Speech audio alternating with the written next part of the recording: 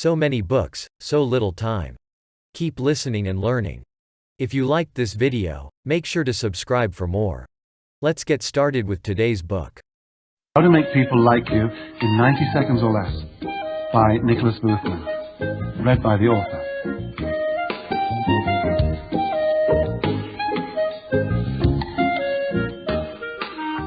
Preface.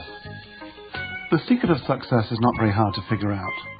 The better you are at connecting with other people, the better the quality of your life. I first discovered the secrets of getting along with people during my career as a fashion and advertising photographer. Whether it was working with a single model for a page in Vogue or 400 people aboard a ship to promote a Norwegian cruise line, it was obvious that for me, photography was more about clicking with people than about clicking with a camera. What's more, it didn't matter if the shoot was taking place in the lobby of the Ritz Hotel in San Francisco or a ramshackle hut on the side of a mountain in Africa. The principles for establishing rapport were universal. For as long as I can remember, I found it easy to get along with people. Could it be a gift? Is there such a thing as a natural talent for getting along with people, or is it something we learn along the way? And if it can be learnt, can it be taught? I decided to find out. I knew from 25 years of shooting still photographs for magazines all over the world that attitude and body language are paramount to creating a strong visual impression. Magazine ads have less than 2 seconds to capture the reader's attention. I was also aware that there's a way of using body language and voice tone to make perfect strangers feel comfortable and cooperative. My third realization was that a few well-chosen words could evoke expression, mood and action in almost any subject. With these insights under my belt, I decided to look a little deeper. Why is it easier to get on with some people than others? Why can I have an interesting conversation with a person I've just met, while someone else might dismiss the same person as boring or threatening? Clearly, something must be happening on a level beyond our conscious awareness, but what is it? It was at this point in my quest that I came across the early work of Drs. Richard Bandler and John Grinder at UC Santa Cruz in a subject with the unwieldy name of Neuro-Linguistic Programming, or NLP for short. Many of the things I'd been doing intuitively as a photographer, these two men and their colleagues had documented and analyzed as the art and science of personal excellence. Among a fountain of new insights, they revealed that everyone has a favorite sense. Find this sense and you have the key to unlock a person's heart and mind. As my new path became clearer, I set aside my cameras and resolved to focus on how people work on the inside as well as how they look on the outside. Over the next few years, I studied with Dr. Bandler in London and New York and earned my license as a master practitioner of Neuro-Linguistic Programming. I studied irresistible language patterns in the United States and Canada and England, and delved into everything to do with the brain's part in human connectivity. I worked with actors, comedians, and drama teachers in America and storytellers in Africa to adapt improvisational drills into exercises that enhance conversation skills. Since then, I've gone on to give seminars and talks all over the world, working with all kinds of groups and individuals, from sales teams to teachers, from leaders of organizations who thought they knew it all to children so shy that people thought they were dim-witted. And one thing became very clear. Making people like you in 90 seconds or less is a skill that can be taught to anyone in a natural and easy way. Over and over I've been told, Nick, this is amazing, why don't you write it down? Well, I listened, I have, and here it is.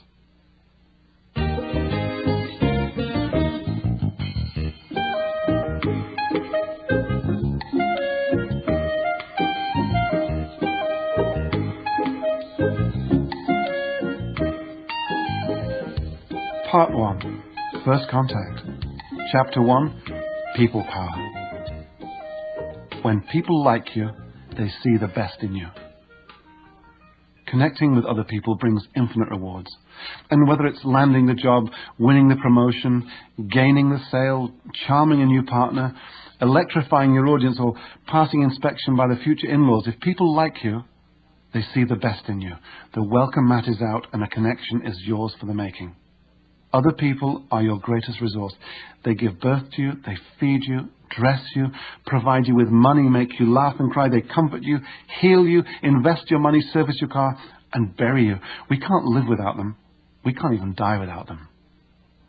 Connecting is what our ancestors were doing thousands of years ago when they gathered around the fire to eat woolly mammoth steaks or stitch together the latest animal hide fashions. It's what we do when we hold quilting bees or golf tournaments, conferences and yard sales. It underlies our cultural rituals, from the serious to the frivolous, from weddings and funerals to Barbie doll conventions and spaghetti eating contests. Even the most antisocial of artists and poets, who spend long, cranky months painting in a studio or composing in a cubicle off their bedroom, are usually hoping that through their creations they will eventually connect with the public. And connection lies at the very heart of those three pillars of our democratic civilization: government, religion, and television. Yes, television. Given that you can discuss Friends or the X-Files with folks from Berlin to Brisbane, a case must be made for the Tube's ability to help people connect all over the globe. Thousands of people impact all aspects of our life, be it the weatherman at the TV studio in a neighbouring city, or the technician at the phone company across the continent, or the woman in Tobago who picks the mangoes for your fruit salad. Every day, wittingly or unwittingly, we make a myriad of connections with people all over the world. The benefits of connecting. Our personal growth and evolution, and the evolution of societies, come about as a result of connecting with our fellow humans, whether as a band of young warriors setting out on a hunt, or a group of co-workers heading out to the local pizzeria after work on a Friday. As a species, we are instinctively driven to come together and form groups of friends, associations and communities. Without them, we cannot exist. Connect and live longer. Making connections is what our grey matter does best. It receives information from our senses and processes it by making associations. The brain delights in and learns from these associations. It grows and flourishes when it's making connections. People do the same thing. It's a scientific fact that people who connect live longer. In their gem of a book, Keep Your Brain Alive, Lawrence Katz and Manning Rubin quote studies by the MacArthur Foundation and the International Longevity Center in New York and at the University of Southern California. These studies show that people who stay socially and physically active have longer lifespans. This doesn't mean hanging out with the same old crowd and pedaling around on an exercise bike. It means getting out there and making new friends. When you make new connections in the outside world, you make new connections in the inside world, in your brain. This keeps you young and alert. Edward Halliwell, in his very savvy book, Connect, cites the 1979 Alameda County study by Dr. Lisa Berkman of the Harvard School of Health Sciences. Dr. Berkman and her team carefully looked at 7,000 people aged 35 to 65 over a period of 9 years. Their study concluded that people who lack social and community ties are almost 3 times more likely to die of medical illness than those who have more extensive contacts. And all this independent of socio-economic status and health practices like smoking, consuming alcohol, obesity, or physical activity. Connect and get cooperation. Other people can help you take care of your needs and desires. Whatever it is you need in this life, romance, a dream job, a ticket to the Rose Bowl, the chances are pretty high that you'll need someone else's help to get it. If people like you, they'll see the best in you, and they'll be disposed to give you their time and their efforts. And the better the quality of the rapport you have with them, the higher the level of their cooperation. Connect and feel safe. Connecting is good for the community. After all, a community is the combination of a lot of connections, common beliefs, achievements, values, interests, and geography. Rome wasn't built in a day, and neither was Detroit. 3,000 years ago, in what today we call Rome, Indo-Europeans connected to hunt, survive, and generally look out for one another. 300 years ago, a French fur trader turned up to create a safe haven for his business. He started making connections, and pretty soon Detroit was born. We have a basic physical need for other people. There are shared mutual benefits in a community, so we look out for each other. A connected community provides its members with strength and safety. When we feel strong and safe, we can put our energy into evolving socially, culturally, and spiritually. Connect and feel love. Finally, we benefit from each other emotionally. We are not closed, self-regulating systems, but open loops, regulated, disciplined, encouraged, reprimanded, supported, and validated by the emotional feedback we receive from others. From time to time, we meet someone who influences our emotions and vital body rhythms in such a pleasurable way that we call it love. But be it through body language, gestures, facial expressions, tone of voice, or words alone, other people make our hard times more bearable and our good times much sweeter. We use the emotional input from other humans as much as we do the air we breathe and the food we eat. Deprive us of emotional and physical contact, and we will wither and die just as surely as if we were deprived of food. That's why we hear stories of children in orphanages in other parts of the world who grow sickly and weak despite being adequately fed and clothed. People with autism may desire emotional and physical contact, but can languish because they're hindered by their lack of social skills. And how often have you heard about one spouse in a 50-year marriage who, despite being medically healthy, dies a few short months or even weeks after the death of the other spouse? Food and shelter aren't enough. We need each other, and we need love. Face-to-face. The internet has been touted as the ultimate tool for bringing people together into shared communities of interest. And it's true if you're searching for other teddy bear collectors in Toledo or mud wrestlers in Minsk. You may find them on the web. For people who are housebound because of disabilities or illness, the web can also be a godsend.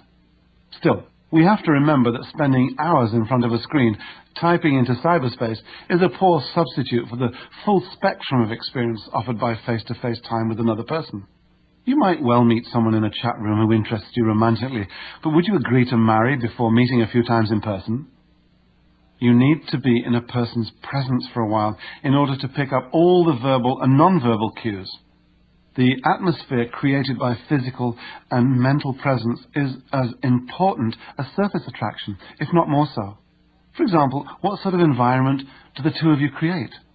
How spontaneous are you? How strong is your need for conversation? What about your openness, your supportiveness? What about companionship?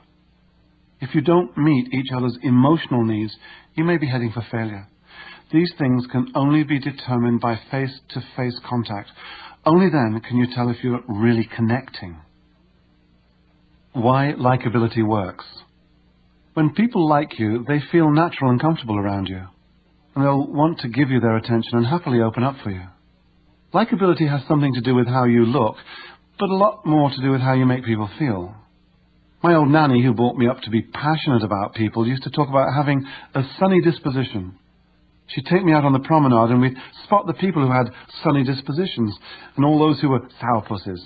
She told me we can choose what we want to be, and then we'd laugh at the sourpusses because they looked so serious. Likeable people give loud and clear signals of their willingness to be sociable. They reveal that their public communication channels are open. Embedded in these signals is evidence of self-confidence, sincerity and trust. Likeable people expose a warm, easy-going public face with an outgoing radiance that says, "I'm ready to connect, I'm open for business." They are welcoming and friendly, and they get other people's attention. Why 90 seconds? Time is precious, time costs money, don't waste my time. Time has become increasingly a sought-after commodity. We budget our time, make it stand still, slow it down or speed it up, and lose sense of it and distort it. We even buy time-saving devices, yet time is one of the few things we can't save. It's forever unfolding. In bygone days, we were inherently more respectful of one another and devoted more time to the niceties of getting to know someone and explore common ground. In the hustle and bustle of life today, though, we rush about with so many deadlines attached to everything that, unfortunately, we don't have the time or take the time to invest in getting to know each other well. We look for associations, make appraisals and assumptions, and form decisions all within the first couple of seconds, and frequently before a word is even spoken. Friend or foe, fight or flight, opportunity or threat, familiar or foreign. Instinctively, we assess, undress and best guess each other, and if we can't present ourselves fast and favourably, we run the risk of being politely or impolitely passed over. The second reason for establishing likability in 90 seconds or less has to do with the human attention span. Believe it or not, the attention span of the average person is about 30 seconds. Focusing attention has been compared to controlling a troop of wild monkeys. Attention craves novelty. It needs to be entertained and loves to leap from branch to branch making new connections. If there is nothing fresh and exciting for it to focus on, it becomes distracted and wanders off in search of something more compelling, deadlines, football or world peace. Try this. Look away and fix your attention on anything that isn't moving. A great piece of art doesn't count. Keep your eyes on the object for 30 seconds. You'll probably feel your eyes glazing over after just 10 seconds, if not before. In face-to-face communication, it's not enough to command the other person's attention. You must also be able to hold on to it long enough to deliver your message or intention. You'll capture attention with your likability, but you'll hold on to it with the quality of the rapport you establish. More and more, it comes down to three things. 1, your presence, or what you look like and how you move. 2, your attitude, that is, what you say and how you say it and how interesting you are. And 3, how you make people feel. When you learn how to make fast, meaningful connections with people, you will improve your relationships at work and even at home. You'll discover the enjoyment of being able to approach anyone with confidence and sincerity. But a word of caution, we're not about to change your personality. This is not a new way of being, not a new way of life. You're not getting a magic wand to run out into the street and have the world inviting you to dinner. These are connecting skills to be used only when you need them. Establishing rapport in 90 seconds or less with another person or a group, be it in a social or community setting, with a business audience or even a packed courtroom, can be intimidating for many people. It's always amazed me that in this most fundamental of all life skills, we've been given little or no training. You're about to discover that you already possess many of the abilities needed for making natural connections with other people. It's just that you were never aware of many of them until now. Chapter 2, First Impressions. For the purposes of this audiobook, there are 3 parts to connecting with other people: meeting, establishing rapport, and communicating.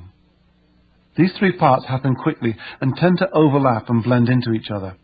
Our goal is to make them as natural, fluid, and easy as possible, and above all, to make them enjoyable and rewarding. Obviously, you begin the connecting process by meeting people. Sometimes you meet someone by chance, the woman on the train who turns out to share your passion for Bogart movies, and sometimes it's by choice, the man your cousin introduced you to because he loves Shakespeare, fine wines, and bungee jumping just like you. If meeting is the physical coming together of 2 or more people, then communicating is what we do from the moment we are fully aware of another's presence.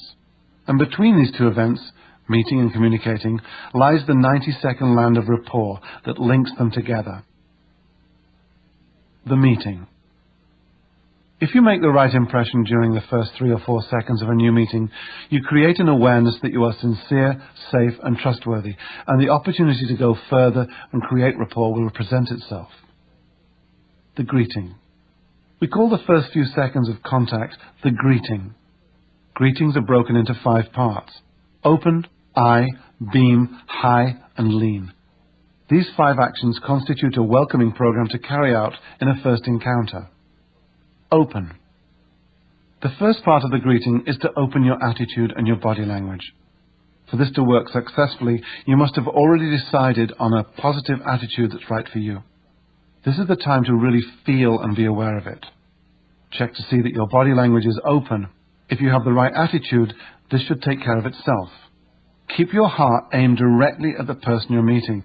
Don't cover your heart with your hands or your arms, and, when possible, unbutton your jacket or coat. Eye. The second part of the greeting involves your eyes. Be first with the eye contact. Look this new person directly in the eye. Let your eyes reflect your positive attitude. To state the obvious, eye contact is real contact. Get used to really looking at other people's eyes. When you're watching TV one evening, note the eye color of as many people as possible and say the name of the color to yourself. The next day, do the same with every person you meet, looking him or her straight in the eye. Beam or smile. This part is closely related to eye contact. Beam. Be the first to smile. Let your smile reflect your attitude. Now, you've gained the other person's attention through your open body language, your eye contact, and your beaming smile. What that person is picking up subconsciously is an impression not of some grinning, gawking fool, though you may briefly fear you look that way, but of someone who is completely sincere. Hi. Whether it's hi or hello or even yo, say it with pleasing tonality and attach your own name to it. Hi, I'm Nick. As with the smile and the eye contact, be the first to identify yourself. It's at this point, and with only a few seconds, that you're in a position to gather tons of free information about the person you're meeting. Information that you can put to good use later in your conversation. Take the lead, extend your hand to the other person, and if it's convenient, find a way to say his or her name 2 or 3 times to help fix it in memory. Not Glenda, Glenda, Glenda, nice to meet you, but Glenda, great to meet you, Glenda. As you'll see in Chapter 7, this will be followed by your occasion-location statement. Lean. The final part of introducing yourself is lean. This action can be an almost imperceptible forward tilt to very subtly indicate your interest and openness as you begin to synchronize the person you've just met. The handshake. Handshakes run the gamut from the strong, sturdy bone crusher to the wet noodle. Both are memorable, once shaken, twice shy in some cases. Certain expectations accompany a handshake. It should be firm and respectful, as if you were ringing a handbell for room service. Deviate from these expectations and the other person will scramble to make sense of what's happening. There is a feeling that something's wrong, like hot water coming out of the cold tap. The brain hates confusion, and when faced with it, the first instinct is to withdraw.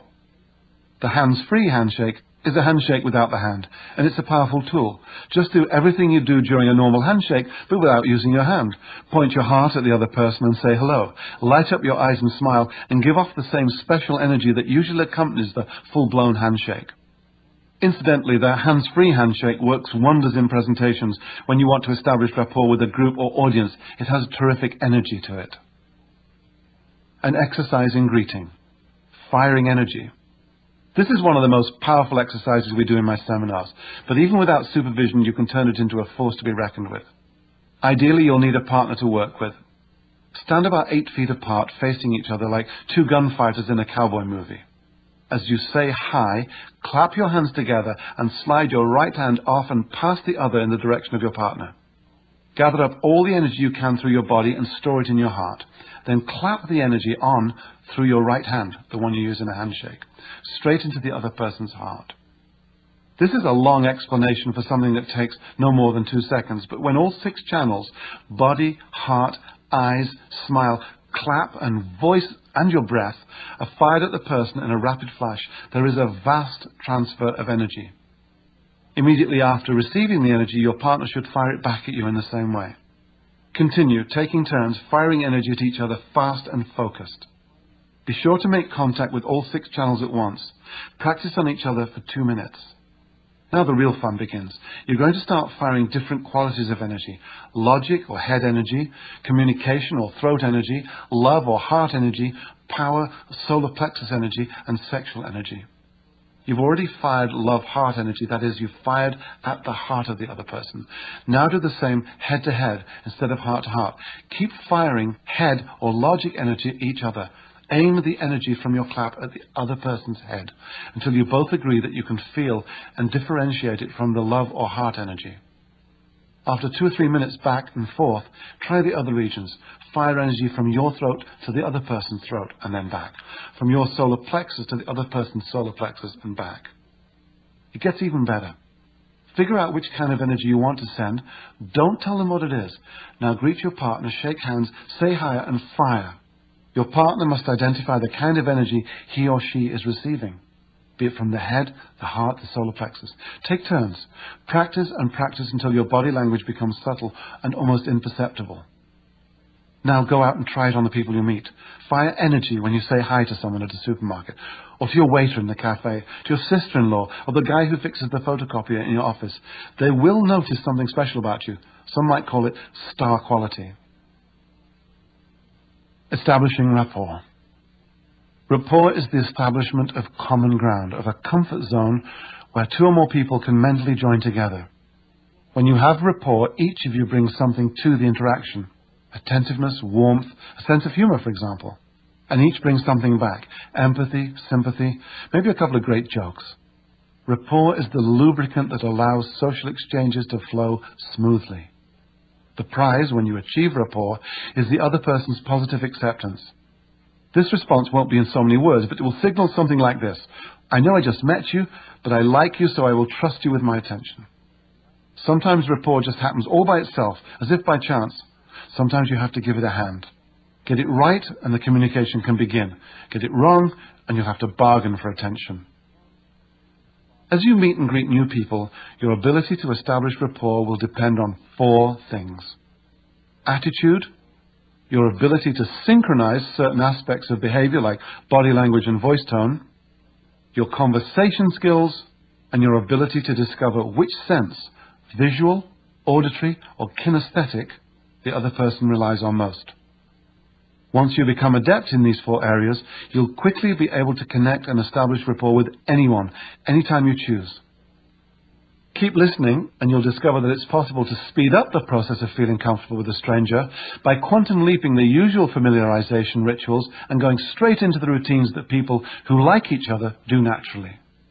In virtually no time at all, you'll be getting along as if you've known each other for ages. Many of my students report that when achieving rapport becomes second nature, they find people asking, "Are you sure we haven't met before?" I know the feeling, it happens to me all the time. And it's not just people asking me the question. I'm convinced that half the people I meet I've met before. That's the way it goes when you move easily into another person's map of the world. It's a wonderful feeling. Communicating. Everyone seems to have a different sense of the word communication. The definitions usually go something like this. It's an exchange of information between 2 or more people. It's getting your message across. It's being understood. In the early days of Neuro-Linguistic Programming, that research project devoted to the study of excellence and modeling how individuals structure their subjective sensory experience, Richard Bandler and John Grinder created an effective definition. They said, the meaning of communication lies in the response it gets. This is simple and brilliant because it means it's 100% up to you whether or not your communication succeeds. After all, you're the one with a message to deliver or a goal to achieve, and you're the one with the responsibility to make it happen. What's more, if it doesn't work, you're the one with the flexibility to change what you do until you finally get what you want.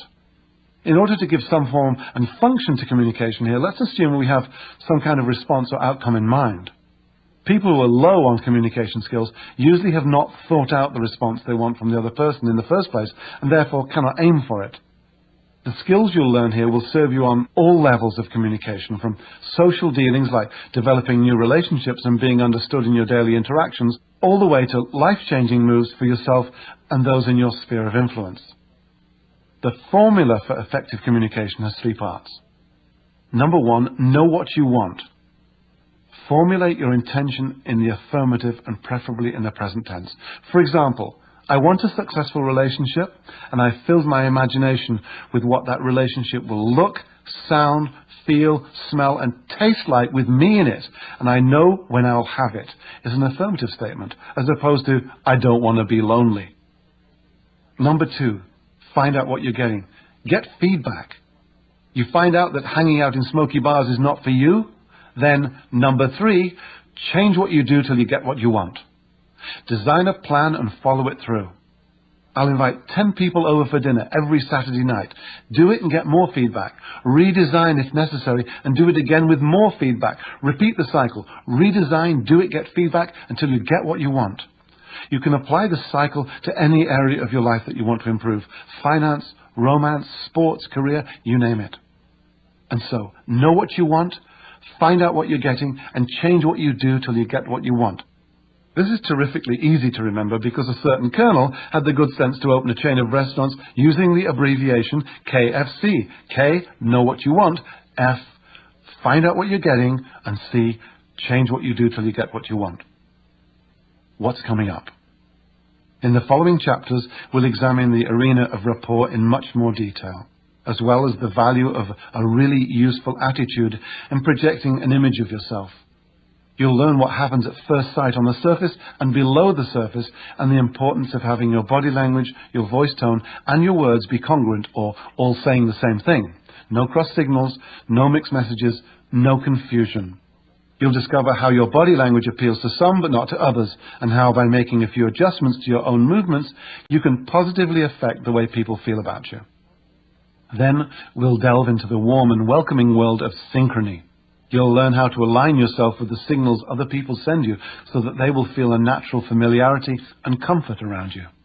We'll also discuss the massive importance of voice tone and how it influences the moods and emotions we want to convey. A whole chapter is devoted to starting and maintaining sparkling conversation. We'll explore all the ways to open people up and avoid closing them down. We'll also deal with compliments, obtaining free information, and being memorable. And finally, we'll go even deeper, down to the very core of the human psyche. The astonishing truth is that although we navigate the world through our 5 senses, each of us has one sense that we rely on more than the other 4. I'll show you how people are giving off clues about their favorite sense all the time, and how you can move on to the same sensory wavelength as theirs. Do people who rely mainly on their ears differ from those who rely mainly on their eyes? Darn right they do, and you'll find out how to tailor your approach to communicate with them. Each chapter includes at least one exercise that will help you realize the power of connecting. Some of these exercises can be done alone, but others you have to do with a partner. Well, let's face it, face-to-face communication and rapport skills are interactive activities. You can't learn to do them all by yourself. So there it is, connecting. All day long, men, women and children give away the vital keys to what makes them tick, to how they experience and filter the world through their body language, their tone of voice, their eye movements and their choice of words. They simply can't help doing this.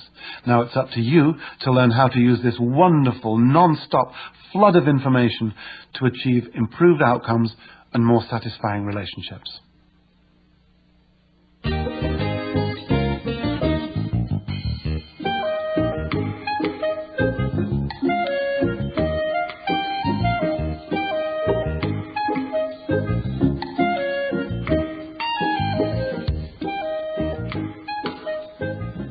Part 2. The 90-second land of rapport. Chapter 3. There's something about this person I really like. Whether you're trying to make a sale, get a date, or wangle out of a traffic ticket, you need to establish rapport. Sometimes rapport just happens naturally, and you've no clue why. The job gets done, the conversation flows, the cop tears up the ticket. But how often have you found yourself in a situation where, no matter how hard you try, you just can't seem to connect with another person? And it makes no sense. After all, you know you're a fine, decent human being. Maybe you're even a fabulous, wildly attractive human being. But no matter what you say or do, you don't establish rapport and you can't connect. You're not alone. Being a decent sort is not enough to guarantee good rapport with another person. In the dictionary, rapport is defined as sympathetic communication. In our interpersonal communications, we go through certain routines when we first meet a new person. If these routines work out and rapport is established, we can begin to deliver our communication with some certainty it will be accepted and given serious consideration. Serious consideration is vital because the fundamental outcome of rapport is the perception of credibility, which in turn will lead to mutual trust. If credibility is not established, the messenger and not the message may become the focus of attention, and that attention will harbour discomfort. But when we experience the world through the same eyes, the same ears, and the same feelings as other people, we are so bonded or synchronized with them that they can't help but know we understand them. This means being so much like them that they trust and feel comfortable with us, that they say to themselves subconsciously, I don't know what it is about this person, but there's something I really like. Research has shown that we have approximately 90 seconds to make a favourable impression when we first meet someone. What happens in those 90 seconds can determine whether we succeed or fail in achieving rapport. In fact, frequently, we have much less than 90 seconds. Natural rapport. Attraction is present everywhere in the universe. Whether you want to call it magnetism, polarity, electricity, thought, intelligence, or charisma, it's still attraction, and it invests everything, animal, vegetable, or mineral. We form synchronized partnerships naturally, and although they are hardly noticeable to some, they're quite tangible to others. We've always relied on emotional contact and signals from our parents, peers, teachers, and friends to guide us through our lives. We are influenced by their emotional feedback, their gestures, and their way of doing things. When your mother or father sat a certain way, you do the same. If a cool friend or a movie star walks a certain way, you might find yourself adopting a similar gait. We learn by aligning ourselves with the signals other people send us. They impress their way of being on us, and we synchronize what we like about them. People with common interests have natural rapport. The reason you get along so well with your close friends is that you have similar interests, similar opinions, and maybe even similar ways of doing things. Sure, you'll often find plenty to differ on and argue about, but essentially, you'll very much like each other. We human beings are social animals. We live in communities. It's far more normal and even logical for people to get along with one another than it is for them to argue, fight, and not get along. The irony, though, is that society has conditioned us to be slightly afraid of each other, to set up boundaries between ourselves and others. We live in a society that pretends to find its unity through love, but actually finds it through fear. The media scare us half to death with headlines and advertisements, continually telling us of earthquakes and airplane crashes, and asking us if we've got enough insurance, are we too fat, too thin, too old, too daft, too ugly? Does the smoke detector work? And what about those high funeral expenses? Natural rapport is a prime requirement for our sanity, our evolution, and indeed our survival. Rapport by chance. Perhaps you've travelled abroad to a country where people don't speak your language and you don't understand theirs. You feel a little uncomfortable, even suspicious when you can't be understood. Then suddenly you meet someone from your own country, maybe your own state. This person speaks your language and whammo, you've got a new best friend, at least for your vacation. You might share experiences, opinions, insights, where to find the best restaurant and bargains. You will doubtless exchange personal information about family and work. All this and much more because you share a language. That's rapport by chance. Maybe your enthusiasm will lead you to continue that friendship after returning home, only to discover that apart from language and location, the two of you have nothing in common, and the relationship fizzles out all by itself. This isn't limited to language and geography. Chance encounters happen on almost a daily basis to all of us, at work, in the supermarket, at the laundromat, or at the bus stop. The key to establishing rapport with strangers is to learn how to become like them for a very short time. Fortunately, this is both very simple and a lot of fun to do. It also allows you to look on each new encounter as a game, a puzzle, a joy. Rapport by design. When the interests or the behavior of two or more people are synchronized, these people are said to be in rapport. As we already know, rapport can happen in response to a shared interest or when you find yourself in certain situations or circumstances. But when none of these conditions is present, there is a way to establish rapport by design, and that's what this book is about. Common ground. Mark is attending a formal dinner, 8 to a table. He hates coming to these events and, as usual, is stuck for words. He's beginning to get that squirmy feeling. He doesn't know anyone except for his accountant who's sitting at the other end of the banquet hall and making everyone laugh.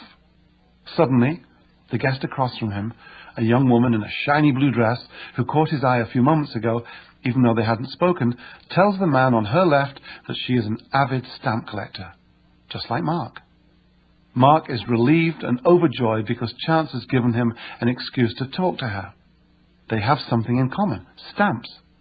Mark speaks up and tells Tanya all about his rare 1948 poached egg stamp and how he found it when his car broke down in Cortlandville in Upper New York State. With both elbows on the edge of the table and a finger poised gently on her cheek close to her ear, Tanya leans toward Mark. Her pupils dilate slightly as her shoulders become softer and more relaxed. Mark too leans forward on his elbows, smiling as Tanya smiles, nodding as she nods. She sips her water. He finds himself doing the same. Mark and Tanya have established rapport. They connected and initiated a relationship through a common interest. They found common ground. The rapport is evident on many levels. The cues and rhythms they are taking from and sending to each other, and the imperceptible modifications of behavior they're making without thinking. Their shared interest has given them proximity, and they are adjusting to one another. Who knows where it will lead? They like each other because they are like each other, and the dance of rapport has begun to calibrate itself. They have made a favourable connection in less than 90 seconds. When we set out to establish rapport by design, we purposely reduce the distance and differences between another person and ourselves by finding common ground. When this happens, we feel a natural connection with the person or persons because we are akin. We've become like each other. As rapport develops between Mark and Tanya in the story I just told, there's a lot more going on than meets the eye. The average person would perhaps not notice, but to the trained eye and ear there's plenty happening. As their shared interest in stamps emerges, so does a similarity in their behavior towards each other. Body language, facial expressions, tone of voice, eye contact, breathing patterns, body rhythms, and many more physiological activities come into alignment. Simply put, they unconsciously start to behave in a like manner. They start synchronizing their actions. Rapport by design is established by deliberately altering your behavior just for a short time in order to become like the other person. You become an adapter just long enough to establish a connection. Precisely what you can adapt and how you do it is what you're about to learn in the chapters that follow. All you'll need at your disposal is your attitude, your appearance, your body, your facial expressions, your eyes, the tone and rhythm of your voice, your talent for structuring words into engaging conversation, and your about-to-be-revealed gift for discovering another person's favorite sense. Add to this an ability to listen to and observe other people and a very large helping of curiosity. No gadgets, no appliances, no aphrodisiacs, no pills, no checkbook, no big stick. Just the wonderful gifts you were born with and your heart-warming desire for the company of other people. Chapter 4. Attitude is everything. Your mind and your body are part of the same system. They influence each other. When you're happy, you look happy. You sound happy, and you use happy words. Try to be miserable while you jump in the air and clap your hands, or try to be happy as you slouch in a chair and let your head droop. Your attitude controls your mind, and your mind delivers the body language. Attitude set the quality and mood of your thoughts, your voice tone, and your spoken words. Most importantly, they govern your facial and body language. Attitudes are like trays on which we serve ourselves up to other people. Once your mind is set into a particular attitude, you have very little ongoing conscious control over the signals your body sends out. Your body has a mind of its own, and it will play out the patterns of behavior associated with whatever attitude you find yourself experiencing. A really useful attitude. No matter what you do or where you live, the quality of your attitude determines the quality of your relationships, not to mention just about everything else in your life. I've been using the same bank branch for the last 8 years. From time to time, someone I've never heard of before sends me a letter, spelling my name wrong, to tell me what a pleasure it is to have me as a special customer. No matter how hard they try to improve their personalized service, however, banks are pretty much the same all over, and my bank is really no different from the rest. So why do I still bank there, even though 2 new competing banks have recently opened much closer to where I live? Convenience? No. Better rates? Nope. It's none of these things. It's Joanne, one of the tellers. What does Joanne offer that the institution can't? She makes me feel good. I believe she cares about me, and other customers feel the same way about her. You can tell by the way they talk with her. This charming lady brightens up the whole place. How does Joanne do it? It's simple. She knows what she wants, to please the customers and do her job well. She has a really useful attitude, or to be more precise, 2 fully congruent, really useful attitudes. She is both cheery and interested, and everybody benefits. Me, the customer, her colleagues, her company, no doubt her family, and above all, herself. What Joanne sends out with her really useful attitude comes back to her 1,000-fold and becomes a joyous, self-fulfilling reality. And it doesn't cost a cent. A really useless attitude. Any 2 people can have wildly different attitudes towards the same set of experiences. However, when 2 people react to the same experience with the same attitude, they share a powerful natural bond. Attitudes have the tendency to be infectious, and because they are rooted in emotional interpretation of experiences, they can be distorted and shaped, they can be wound up or wound down. What happens when people lose control and become angry? They look belligerent with their body language, their voice tone is harsh, and they use menacing words. They can be very scary to be around. From the point of view of making people like you, or even getting willing cooperation, we call this a really useless attitude. How often have you seen infuriated parents berating their children for knocking over the bananas at the supermarket, or bored, uninterested shop assistants, or cranky, impatient doctors? They're all putting out useless attitudes. I'm not saying whether this is right or wrong.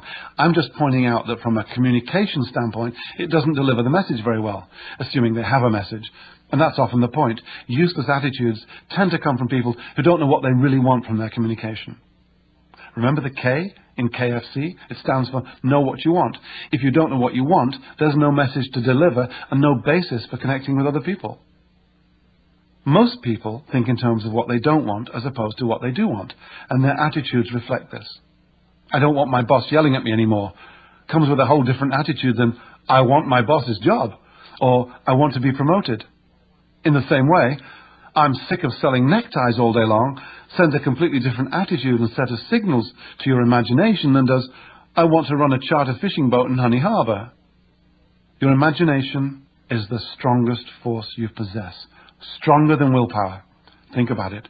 Your imagination projects sensory experiences in your mind through the language of pictures, sounds, feelings, smells and tastes. Your imagination distorts reality.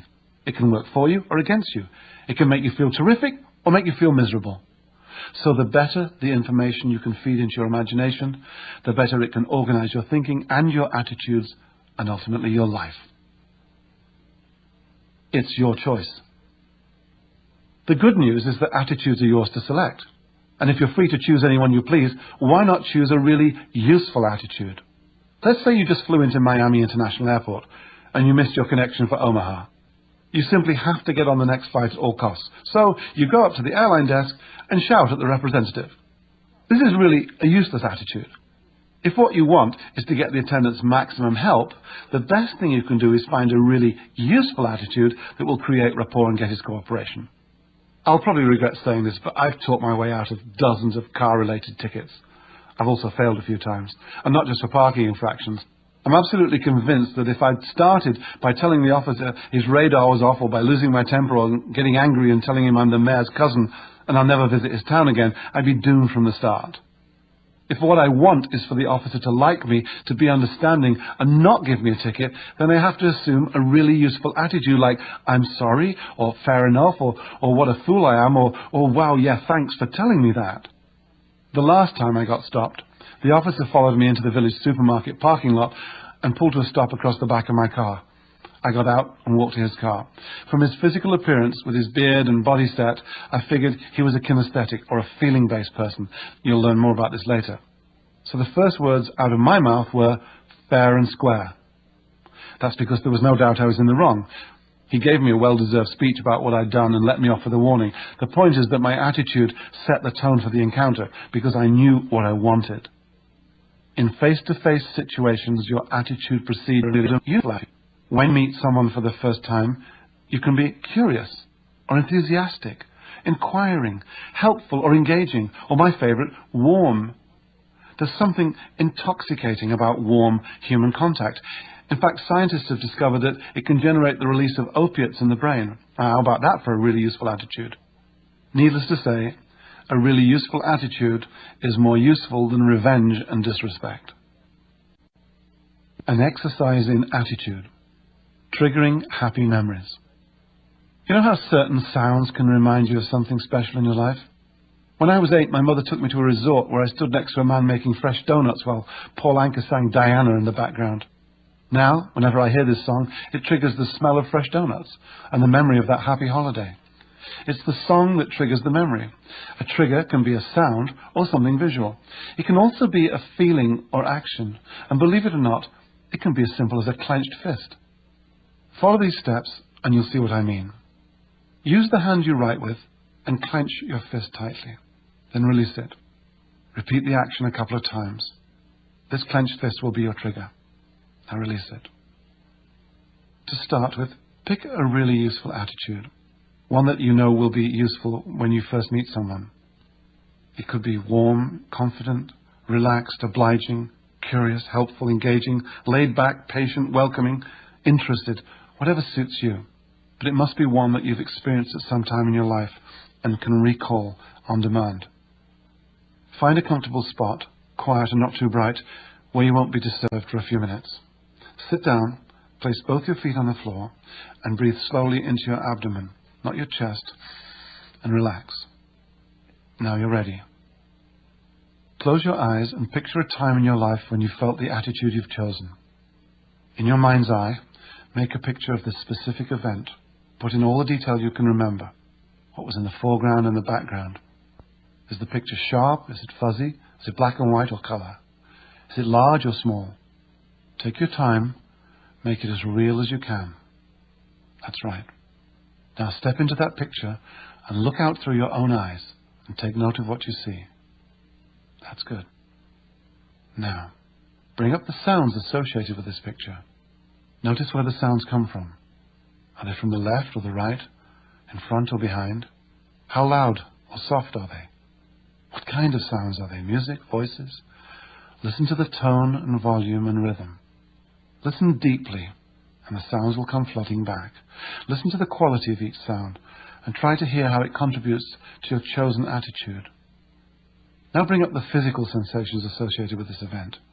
The feeling of the things around you, the air temperature, your clothing, your hair, what you were standing or sitting on. Notice the feelings inside your body. Where do they begin? Perhaps they move around inside your body. Move your concentration deep into these wonderful feelings and enjoy them. Ride with them. Notice any smells and tastes that want to be included and savor them as well.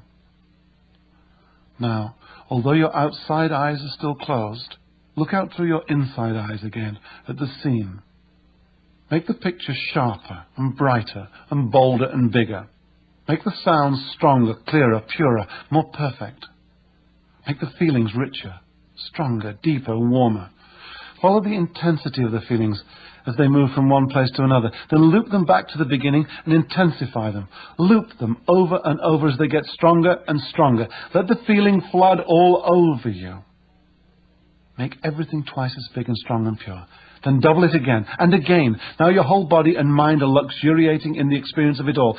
Seeing it, hearing it, feeling it. Make the sensations as strong as you can. And just when you can't make them any stronger, double them one more time and clench your fist hard and fast as you anchor the height of the experience to your trigger.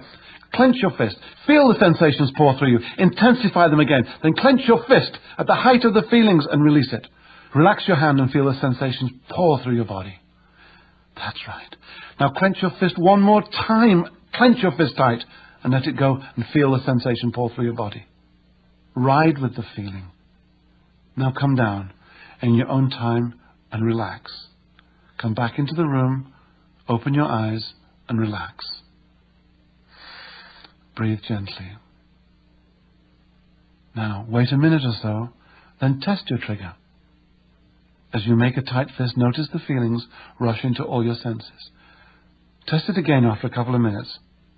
You're now ready to trigger this really useful attitude whenever you want. Ask yourself, what do I want right now at this moment, and which attitude will serve me best? Remember, there are only two types of attitude to consider when you're dealing with fellow humans, useful and useless.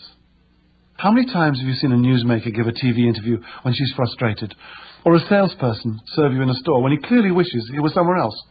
A colleague who's sarcastic to the very person who can get the photocopying done faster if they want to? Or passengers being rude to the cab driver who's the only person with the means to get them to the church on time? These are all really useless attitudes. As far as communication is concerned, they are virtually guaranteed to fail. A really useful attitude is one of the major delivery vehicles of your likability factor, and it works like a charm. Your posture, your movements, your expressions will speak volumes about you before you even open your mouth. The sooner you know what you want and which is the most useful attitude to help you get it, the sooner your body language and your voice and your words will change to help you get it. The conclusion's obvious. People who know what they want tend to get it because they're focused and positive, and this is reflected outward and inward in their attitude.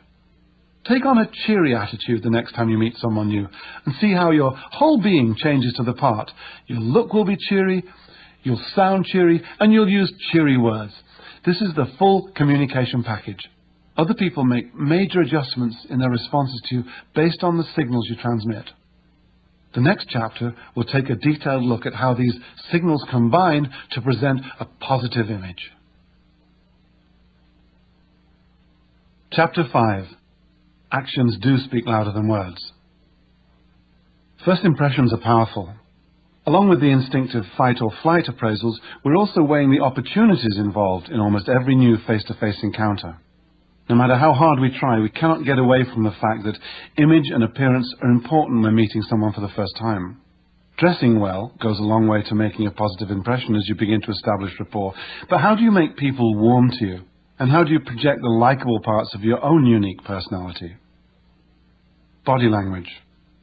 Your body language, which includes your posture, your expressions, and your gestures, accounts for more than 1/2 of what other people respond to and make assumptions about. When people think of body language, they tend to think it means what happens from the neck down. But much of what we communicate to others, and what they make assumptions about, comes from the neck up.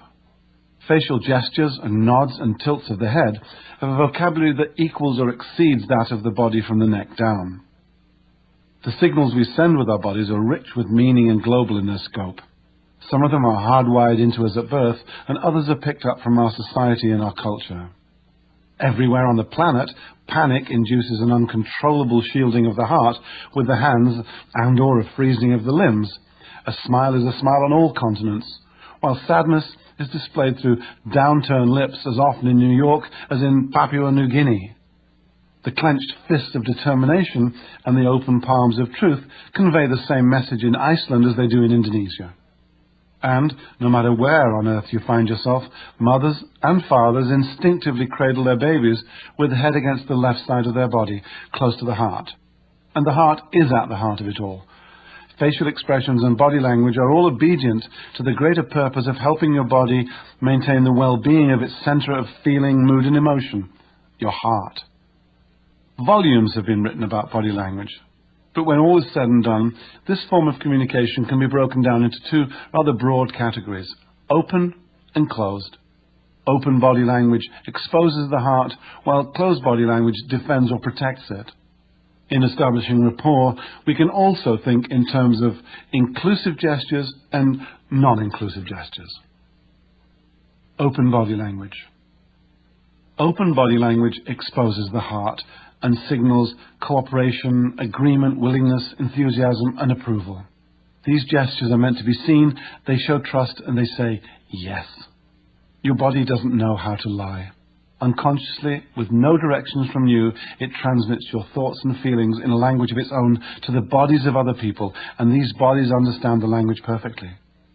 Any contradictions in the language can interrupt the development of rapport. In his classic work, How to Read a Person Like a Book, Gerard Nierenberg explains the value of open gestures. These gestures include open hands and uncrossed arms, as well as the occasional subtle movements towards the other person that say, "I'm with you," and shows acceptance. An open coat or jacket, for example, both literally and symbolically exposes the heart. When used together, such gestures say, "Things are going well." Positive, open body gestures reach out to others. These gestures are generally slow and deliberate. When an open person makes contact with the heart of another person, a strong connection is made and trust becomes possible. You know the feeling of a good hug or a heart-to-heart talk. So, when you meet someone new, immediately point your heart warmly at that person's heart. There is absolute magic in this. Other common open gestures include standing with your hands on your hips and your feet apart, a stance that shows enthusiasm and willingness, or moving forward in your chair. Leaning forward shows interest, and uncrossing your arms and legs signals you are open to suggestions. Closed body language. Defensiveness is shown through gestures that protect the body and defend the heart. These gestures suggest resistance, frustration, anxiety, stubbornness, nervousness, and impatience. They are negative gestures and they say no. Crossed arms are common to all manifestations of defensiveness. They hide the heart and defend one's feelings. Although you can be relatively relaxed with your arms crossed, the difference between a relaxed crossed arm position and a defensive crossed arms position is the accompanying gestures. For example, are your arms loosely folded or pressed close to your body? Are your hands clenched or open? Defensive gestures are often fast and evasive and beyond your conscious control. Your body has a mind of its own and is ruled by your attitude, useful or useless. In addition to crossed arms, the most obvious defensive gestures are avoiding eye contact with the other person and turning your body sideways. Fidgeting is another negative gesture which can also show impatience or nervousness. Right away, you can see the difference between a person who faces you squarely and honestly and someone who stands sideways to you with crossed arms and hunched shoulders while the two of you talk. In the first instance, the person is openly pointing his heart directly at your heart. In the second, the posture is defensive. The person is pointing his heart away from you and protecting it. One is being open with the other closed. Being in the presence of these two postures produces very different feelings. Smaller gestures. Hand gestures are also part of the vocabulary of body language. They too can be divided into open, positive responses, and closed or concealed gestures, negative responses, except that their range is far more intricate and expressive. I should point out that individual gestures, just like the individual words on this page, don't say much. Only when you're presented with more than one gesture, perhaps combined with an expression and topped off with some overall body language, can you deduce that a particular clenched fist means, wow, my horse came in first, and not, I'm so mad I want to slap him. A similar set of differences occurs in body language above the neck. The open-faced smiles, makes eye contact, gives feedback, shows curiosity, and raises the eyebrows to show interest. In a casual encounter, a quick look and a lowering of the eyes says, I trust you, I'm not afraid of you. A prolonged look strengthens the positive signal. In conversation, we may use a nod of the head at the end of a statement to indicate that an answer is expected. In contrast, the closed face frowns, purses the lips, and avoids eye contact. Frequently, I look around at my audiences and recognize people who've heard me talk before. I recognize them because they have the look of recognition on their face when they see me. It's a look or even an attitude of silent anticipation that at any minute I'll recognize them. Well, this look can work wonders from time to time with people you haven't met before. If you're on your own, try it out right now. Let your mouth open slightly in a smile as your eyebrows arch and your head tilts back a little with anticipation as you look directly at an imaginary person. A variation is to tilt your head as you look slightly away and then look back at the person with the bare minimum of a frown and maybe pursed lips. Practice, then give it a try. Be as subtle as you possibly can. Here's what I mean.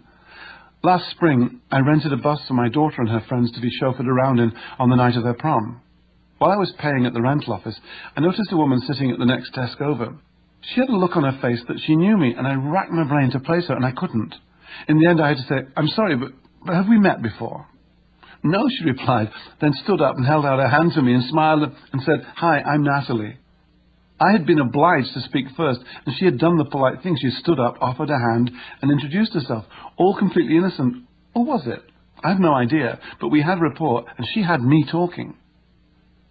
Flirting. Classic flirting behavior involves letting someone know you like him or her, and that you'd like to pursue it further. Not surprisingly, body language plays a huge part in this game, and even less surprisingly, so does eye contact. Dozens of little gestures are used to send out sexual messages. The tilt of the head, holding eye contact a little longer than normal, the angle of the hips, the hands through the hair. Glancing sideways is a gesture that can suggest doubt when used on its own, but combine it with a slight smile and a narrowing of the eyes, and it's a powerful gesture of flirtation. A man sends out signals with his swagger, a woman by rolling her hips. A man loosens his tie ever so slightly, a woman moistens her lips. On and on the parties convey their interest in each other through their stances, glances and postures until some small gesture synchronizes and sends out the okay. Congruity. Why do we like great actors and take them seriously when we know they're only speaking lines that someone else wrote? Because they're believable, because they are congruent. In 1967, Professor Albert Mehrabian, the then Professor Emeritus of Psychology at UCLA, carried out the most widely quoted study on communication. He determined that believability depends on the consistency or congruity of three aspects of communication. In a paper titled Decoding of Inconsistent Communication, he reported the percentages of a message expressed through our different communication channels in this way. Interestingly, 55% of what we respond to takes place visually. 38% of what we respond to is the sound of communication, and just 7% of what we respond to involves the actual words we use. The professor called these the 3 V's of communication: the visual, the vocal, and the verbal. And to be believable, they must all give out the same message. This is at the very foundation of rapport by design. Over 1/2 of all communication is non-verbal. It is the look of the communication, our body language, that counts the most. The way we act, dress, the way we move, gesture, and so on. Need proof? Think of the last time you were with someone who stood with her arms crossed, tapping her foot and looking annoyed, and then huffed the words, "I'm fine." Which clues did you believe? The words or the body language and the tone of voice? Physical messages often send out a much louder message than spoken words. Since 55% of your communication occurs as body language, see how easy it is, whether consciously or not, to either signal openness or defensive to another person by means of your body language. Gestures, rather than words, are the true indicators of your instinctive reactions. If you want others to believe that you can be trusted, you must be congruent. Your spoken language and your body language must say the same thing. If they don't, the other person's body will signal its discomfort to your body. In response to this communication, your body will signal to your brain by mixing up a chemical cocktail that corresponds to the discomfort that the other person is feeling. Then you'll both be uncomfortable, and rapport will be that much harder to achieve. When they notice a discrepancy between your words and gestures, other people will believe the gestures and react accordingly. Mixed messages. Rosa, a waitress, folds up the ad she's torn from a newspaper, clears off the table where her new computer will sit, and leaves her apartment. At the electronics store, as Rosa hovers over the latest desktop model from Megahype, a young salesman notices the ad in her hand and wanders over to her. He unbuttons his jacket, spreads his hands out, slightly palms up, and looks her in the eye. "I see you found it already," he says with a smile. "Hi, my name's Tony." For the next 10 minutes, a relaxed and sincere Tony talks to Rosa.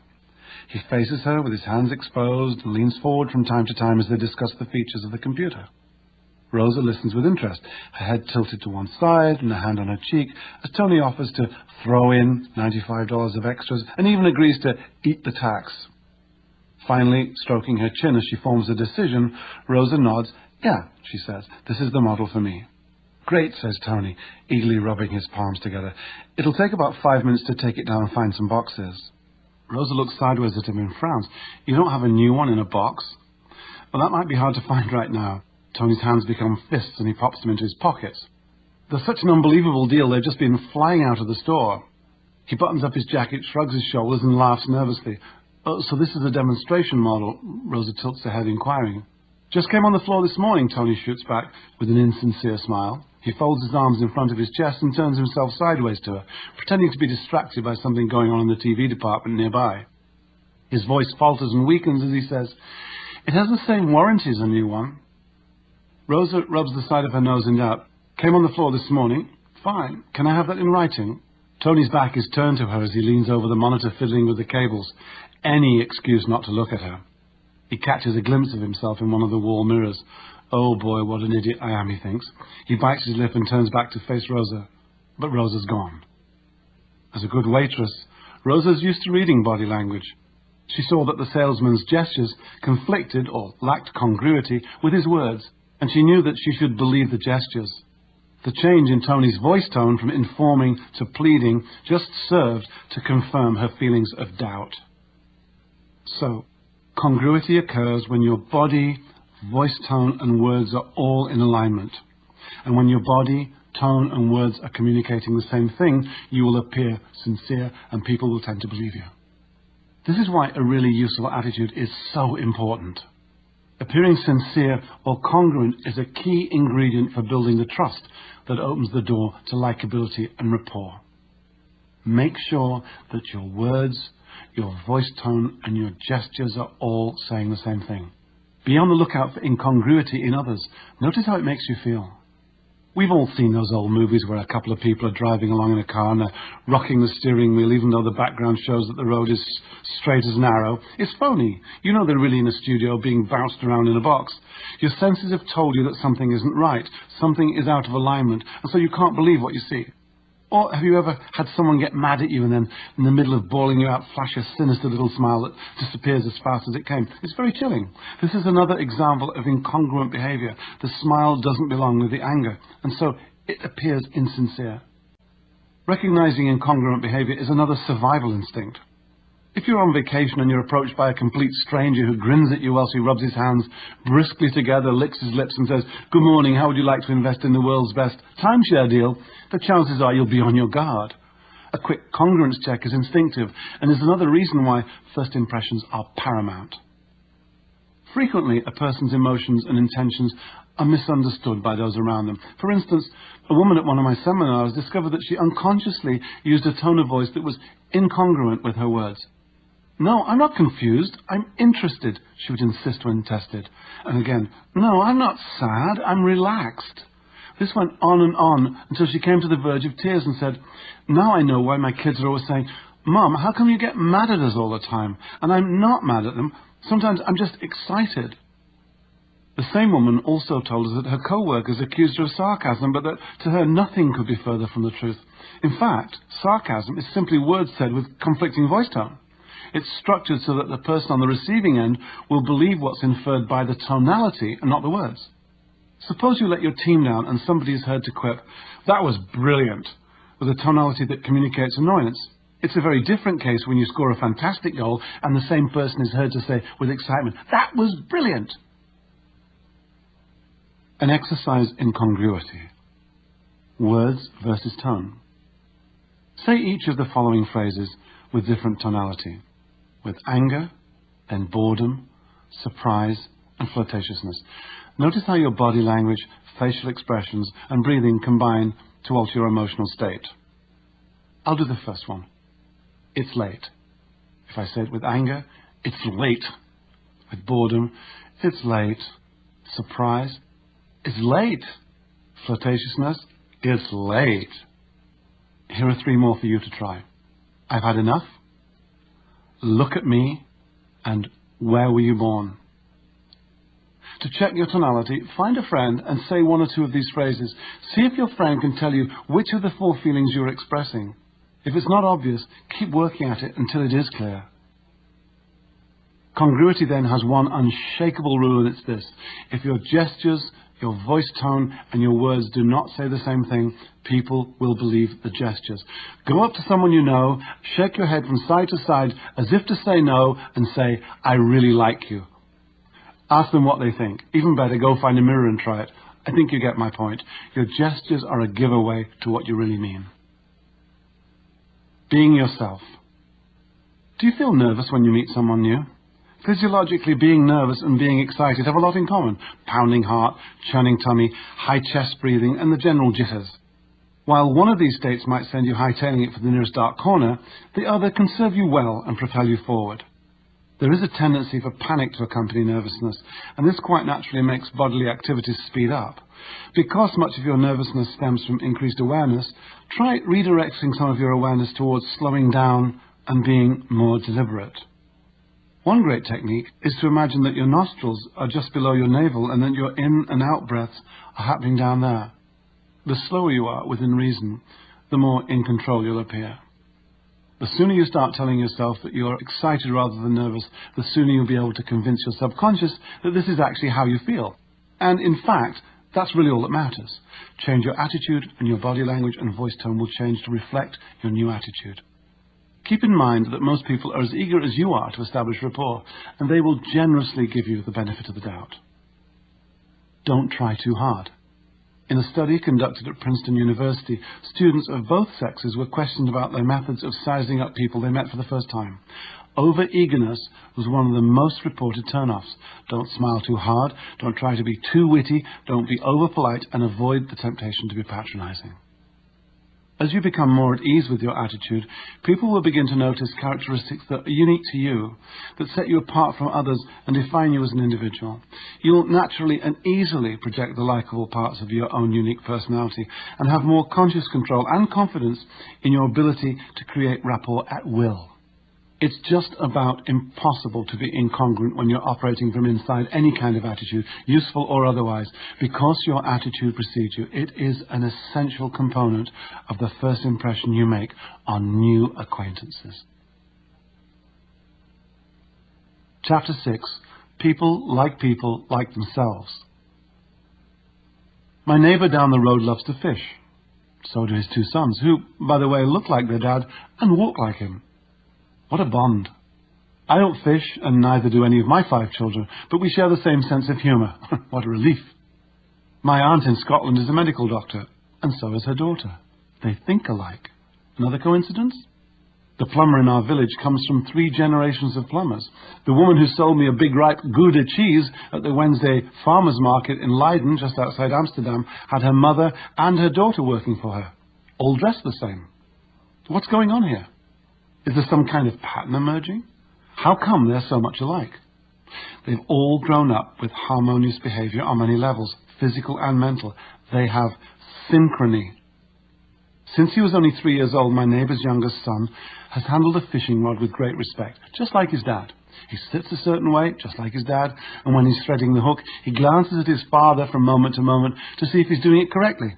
A certain almost imperceptible expression says, continue, while another says, be careful, and yet another says, you've got it wrong. The boy uses his own instincts to learn from his father, along with very subtle guidance from his father's expressions and body language, and at times his gentle, encouraging voice. Now he can do it, just like his dad. Natural synchrony. We learn our life skills through guidance and rapport with others. As we continually pick up signals from our parents, our peers, teachers, coaches, the television, movies, and our environment, our behavior is modulated and organized by synchronizing ourselves with the conduct of others and adjusting to their emotional feedback. Unwittingly, we've been synchronizing ourselves with other people since birth. A baby's body rhythms are synchronized with those of its mother. An infant's mood is influenced by his father's mood. A child's favorite toys are selected to keep pace with her peers. A teen's tastes must conform to what's cool, and an adult's preferences are influenced by mate, friends, and the community. All day long, we synchronize ourselves with those around us. We do it all the time. We thrive on it. We can't exist without it. We are always influencing each other's behavior. Every moment we are with other people, we make minute adjustments to our behavior and they to ours. This is what synchrony is all about. We process the signals unconsciously and transmit them to each other through our emotions. It's how we draw our strength and convictions. It's how we feel safe. It's how we evolve. And it's why people like, trust, and feel comfortable with people who are just like them. People hire people like themselves. People buy from people like themselves. People date people like themselves. People lend money to people like themselves, and so on ad infinitum. Perhaps you've noticed that you take to some people immediately on meeting them for the first time, and yet feel no rapport at all with other new people. Or you might even feel an instant dislike for some people. This is something we've all experienced, but have you ever stopped to wonder why this happens? Why is it that with certain people you feel the natural trust and comfort that comes with rapport? Think back over the last week to some of the people you've met in your adventures. Go over the meetings in your mind and relive them. What was it about the people you liked that made you like them? Chances are you shared something, interests or attitudes or ways of moving. People who get on well together usually have things in common. Those who share similar ideas, have the same taste in music or food or read similar books, or like the same holidays, hobbies, sports, vacations, will feel immediately comfortable with one another and like each other better than those who have nothing in common. In my workshops, I go over to a large blackboard and write, I like you. Then I add the tiny 2-letter word am between the first and second words of that great phrase, so it reads, I am like you. The fact is that we like people who are like us. We are at ease with people who feel familiar. Where do you think the word familiar comes from?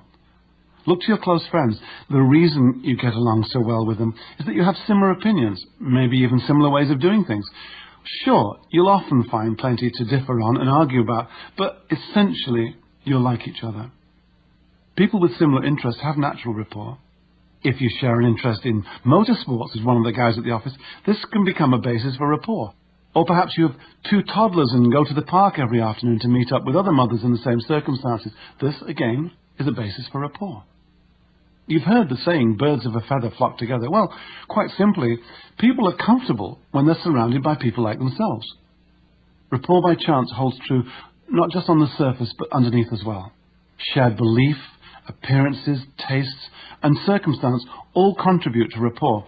Perhaps you feel comfortable around people with fluent, expressive voices, Or sensitive people who speak softly and slowly. Maybe you enjoy the company of people who share their feelings when they communicate, or those who get straight to the point and don't mince their words. When you establish rapport by chance, you've come across someone who grew up with or developed a style similar to your own. The art of synchronizing. But why wait for rapport to happen naturally? Why not go straight into synchronizing other people's behavior as soon as you meet them? Why not invest 90 seconds or less of your time to establish rapport by design?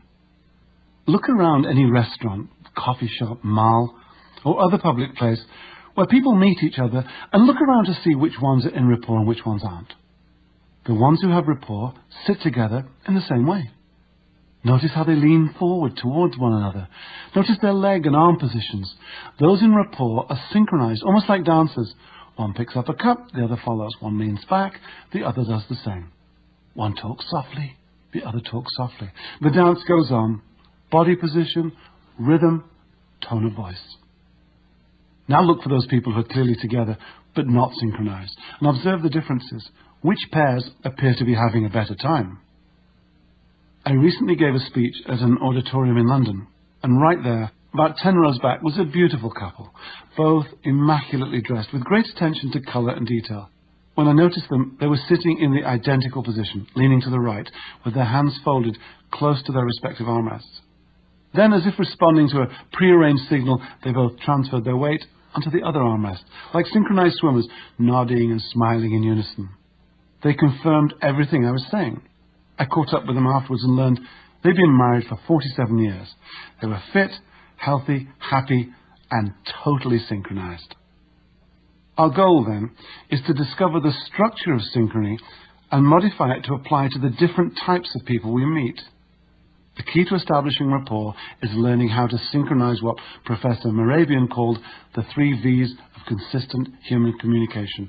The visual, what it looks like, the vocal, how it sounds, and the verbal, the words we use, in order to connect with other people by becoming as much like them as possible for 90 seconds or less. You might say, does this mean I'm being phony or insincere? No. Remember, we're only talking about a minute and a half maximum. You're not being asked to engineer a total and permanent personality change. All you'll be doing is synchronizing another person to put him or her at ease and make them feel comfortable, and thus speed up what would happen naturally if you had more time. The idea is not to make your movements, tone and words obvious copies of the other person's, but rather to do the same kind of thing you do with a friend. Synchronizing skills are really nothing more than a connecting device to our greatest resource, other people. As we are instinctively drawn toward one another, be it to get cooperation or emotional feedback, or to have our physical needs met, synchronizing speeds up our mental unification. Often when you travel in a foreign country, the plug of your hairdryer or electric shaver won't fit into the outlet. You need an adapter to make it work, a connecting device that will let you plug the thing in and power it up. It's precisely the same thing when you plug into other people. Like the hairdryer or the electric shaver, you must have an adapter. So think of synchronizing as an adapting device that allows you to make smooth connections at will and quickly. Synchronizing is a way to make the other person become open, relaxed, and happy to be with you. You just do what they do. You become like them until the other person thinks, I don't know what it is about this person, but there's something I really like. You could think of synchronizing as rowing your boat alongside another person's rowboat, pointing it in the same direction at the same speed and picking up the other person's pace, stroke, breathing pattern, mood, and point of view. As he rows, you row. As she rows, you row. One evening, a few years ago, I was sitting in the chalet of a ski club, waiting for my 2 youngest daughters to finish night skiing. Suddenly in walked a neighbour, a lawyer who'd been on polite nodding terms with my family. When I saw him arrive, I made up my mind to try out some simple synchronizing on him. I decided on the outcome I wanted, remember, know what you want, and that I would continue synchronizing until he made a definite gesture of friendship. I calmly stood up and he spotted me. We met in the middle of the large room. Hi there, he said with a tight-lipped smile as he shook my hand. Matching the tone of his voice, his grimace and his body stance, I echoed, hi there. He placed one hand on his hip and with the other pointed out of the chalet window, just waiting for my kids to finish. Me too, I said, mirroring his gestures. I'm waiting for my kids to finish. I synchronized him respectfully for less than 30 seconds of normal, innocent conversation. Then he suddenly blurted out, "You know something? We really don't see enough of you and your family. Why don't you come by for dinner one night?" We set the date right there and then. I could almost read what had happened by the way his mouth twisted. He was thinking, "There's something about this guy I really like, but I'm not quite sure what it is." Obviously, if he felt I'd been copying him, he'd have never have issued the invitation. I had approached him with a really useful attitude of warmth, that even though I was synchronizing him, I kept fairly close to the surface. I faced him, immediately took on his overall posture, and used similar gestures and facial expressions. The vocal part, his voice tone and speed, was easy to fall in with, and I used similar words. It sounds more complicated than it actually was. The whole thing only took a few seconds. It was fun, and it felt good. I really did want to get to know him better, and this seemed the perfect opportunity. I'm sure we both experienced the thrill that only people can generate in people, the thrill of making new connections. There's absolutely nothing in this world as exciting and rewarding as connecting and developing a rapport that can lead to a new friendship or relationship. The bully. Mr. Szabo, the owner of a large chain of supermarkets, is well known among the trade for his intimidating manner. One day he summoned the product managers of 3 competitive nationally recognized brands to meet him at one of his outlets. He led the 3 product managers to the aisle in which their products were displayed and proceeded to scold them for what he perceived to be the disgraceful state of their product facing. As he waved his arms about, pointing out what was wrong, he raised and lowered his voice, occasionally pausing to stare at them individually, and even jabbing one of them, Paul, on the shoulder with his finger. At the end of the tirade, 2 of the browbeaten individuals nodded and made excuses, which gave Mr. Szabo even more ammunition to use against them. Ever since Mr. Szabo had begun his rant, Paul had been skillfully synchronizing Mr. Szabo's mood and general mannerisms. When it came time for him to respond to the irate owner, he almost became Mr. Szabo, but in a completely non-threatening way.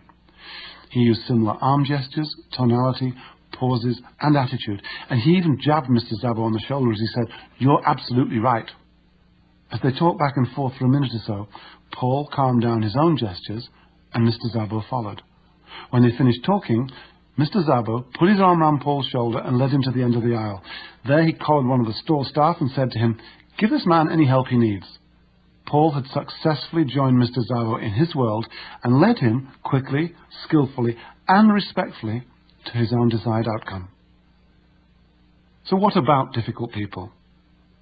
I'm often asked what you're supposed to do when you meet someone who's all bundled up with defensiveness, tight jaw, arms crossed defensively, or hands jammed into pockets, or the best way to handle a bully, or a shy person, or a complainer, or someone who's arrogant or overly aggressive.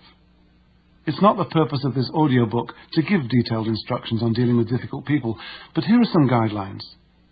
Rule number 1, when encountering a difficult person, is to ask yourself this question: do I really need to deal with this person?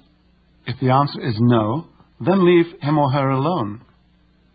If the answer is yes, ask yourself what it is that you want. What is your desired outcome? Not what it is you don't want. Remember, KFC, know what you want. When synchronizing difficult people, it's vital that you do it in a non-threatening way. Once you've matched your body language and your voice tone with theirs, you can begin to lead them out of it. Unfold your arms, relax your shoulders, check to see if they follow your lead. If they don't, get back to the original position for a moment or so and try again. A word about shy people. Try to find out what they're interested in. Synchronize their body movements and voice tone and unhurriedly ask them lots of open-ended questions until you get a glimmer of enthusiasm. Take on their attitude, and then little by little lead them out of it. Lean or sit forward and see if they follow. If not, go back to where you were and synchronize any little thing you can. You'll be surprised at how well this works. When do I start synchronizing? Try not to let more than 2 or 3 seconds go by before you start. Remember the sequence in Chapter 2, open, eye, beam, high, lean. Open, really useful attitude, open body language, point your heart at the person. Eye, first with the eye contact. Beam, first with a smile. High, introduce yourself. And lean, indicate interest as you start synchronizing. Anything that increases the common ground and reduces the distance between you and the other person is a good thing. And the quickest way to accomplish this is to synchronize as many of the other person's aspects as you can. Adopt the same attitude, make the same motions, and speak the same way. Doing what comes naturally. Dave was out looking for an anniversary present for his wife. He had whittled his thinking down to 2 ideas. It was either to be the very latest palm-top computer or a painting to hang in their breakfast room. From where Dave parked his car at the shopping mall, it was more convenient to visit the computer store first. Fortunately, it was mid-morning and the store wasn't too busy. Dave approached the counter, where a salesman in a dark suit was nodding and smiling. So far, so good. As the salesman started to explain the differences in all the latest models, he lifted his right leg up and plunked it on a low stool that was somewhere next to him. Then he leaned thoughtfully on his right knee and continued with his explanation. Suddenly Dave couldn't wait to get out of there. It wasn't that he lacked interest, it was just that the macho leg-raised position was completely out of sync with his own posture, and it made him feel uncomfortable. It was a completely different story at the art gallery. Dave stopped in front of a painting that took his fancy and adopted a contemplative stance, weight on one leg, arms folded, but with one hand on his chin and a finger hooked around his lips. After maybe a minute, he became aware of somebody standing quietly next to him and heard a soft, supportive voice simply say, "Nice, isn't it?" "Yes, it is," Dave replied in a pensive voice. "Let me know if I can help you," said the lady at his side. She withdrew to another part of the gallery. Within 5 minutes, Dave had bought the painting. It seemed the natural thing to do.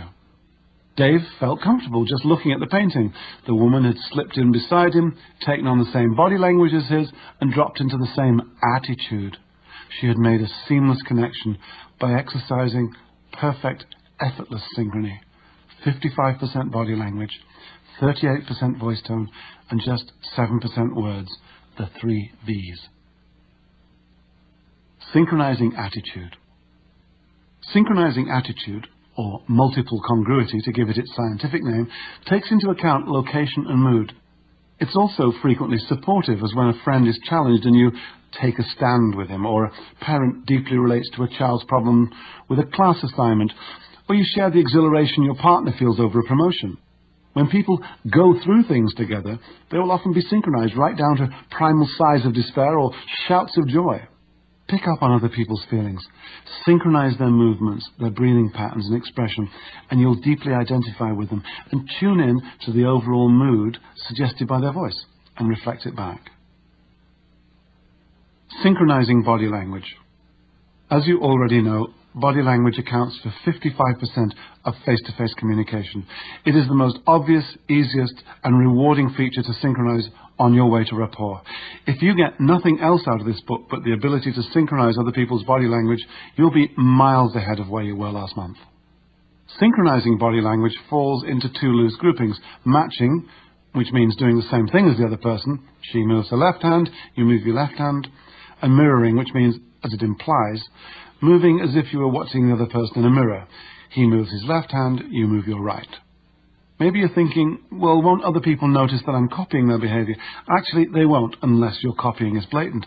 Remember, your movements must be subtle and respectful. If someone sticks a finger in his ear and you do the same, then yeah, he'll probably notice that. But when a person is focused on conversation, he or she will not pick up on subtle synchronizing. Synchronizing a particular gesture. Hand and arm movements are especially easy and natural to synchronize by matching and mirroring. Some folk raise their shoulders when they talk, others slightly move their hands around as they express themselves. Do whatever they do. If you find it uncomfortable at first, then go a little at a time until, with practice, you become an expert synchronizer. Just the fact that you're noticing these different types of gestures is a big step in the direction of making people like you in 90 seconds or less. Body posture. Overall body posture is known as the attitude of the body. It shows how people present themselves and is a good indicator of emotional state. That's why we sometimes refer to it as adopting a posture. When you can accurately adopt a person's posture, you can get a pretty fair idea of how he or she feels. Overall body movements. Whether it's a job interview or striking up a conversation at the museum fundraiser, observe the person's overall body movements, then gently mirror or match them. If he has a leg crossed, then cross a leg. If he's leaning against the grand piano, do it.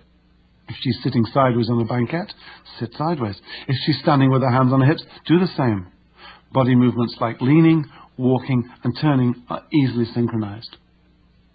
Head tilts and nods. These are the simplest movements to synchronize. Fashion photographers know that most of the feel of a terrific cover shot comes from the innuendo created by subtle tilts and nods of the head. Sure, the face is important, but it's the angles that carry the message. Pay close attention to them. Most good physicians and therapists find that they synchronize tilts and nods without giving it a second thought. It says, I hear you, I see what you're saying, and I feel for you. Facial expressions. Along with tilts and nods, synchronized facial expressions show agreement and understanding. They come naturally. When he smiles at you, your natural inclination is to smile back. When she shows wide-eyed surprise, give it back to her. Look around at the next luncheon or dinner you attend and notice how those with the deepest rapport are doing it all the time. It's an easy and natural, surefire way to make someone like you. You can match the same amount and same style of eye contact. It may be fleeting or direct or coy. Whatever it is, pick up on it and return it in the same way.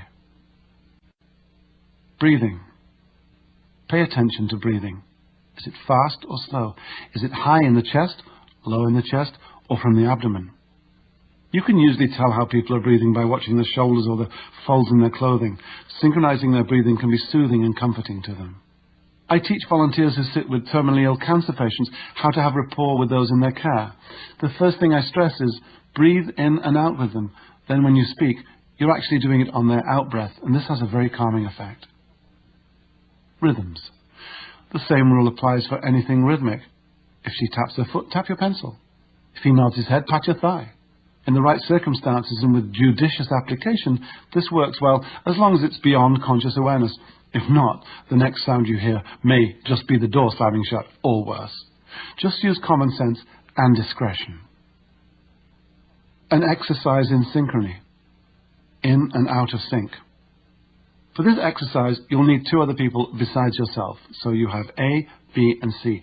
A does the actions, B synchronizes A's actions, and C tells them when to synchronize and when to break synchrony.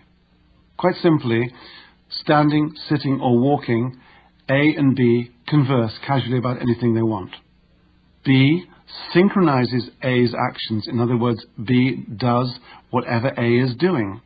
After about 30 seconds, C tells them to break synchrony, so that B now stops synchronizing with A and starts to move their body in a very different way. After another 30 seconds, C tells them to synchronize again, to start synchronizing again. And this goes on for 30 seconds. After another 30 seconds, they break synchrony again, and then after 30 seconds, they synchronize again. Now, switch places with A or B, so we have a different A, B, and C. Keep rotating so that each one of you assumes a different role in the exercise. Compare notes at the end of each rotation. The comments will most likely be similar to these. When I broke synchronization, it was as if a huge wall had been erected between us, or when we stopped synchronizing, the level of trust plummeted. You can try this out on your own. Synchronize someone for a couple of minutes, then deliberately mismatch his or her movements for 1 minute before getting back into synchrony again. Go in and out at will and notice the difference. It will be tangible. Leading.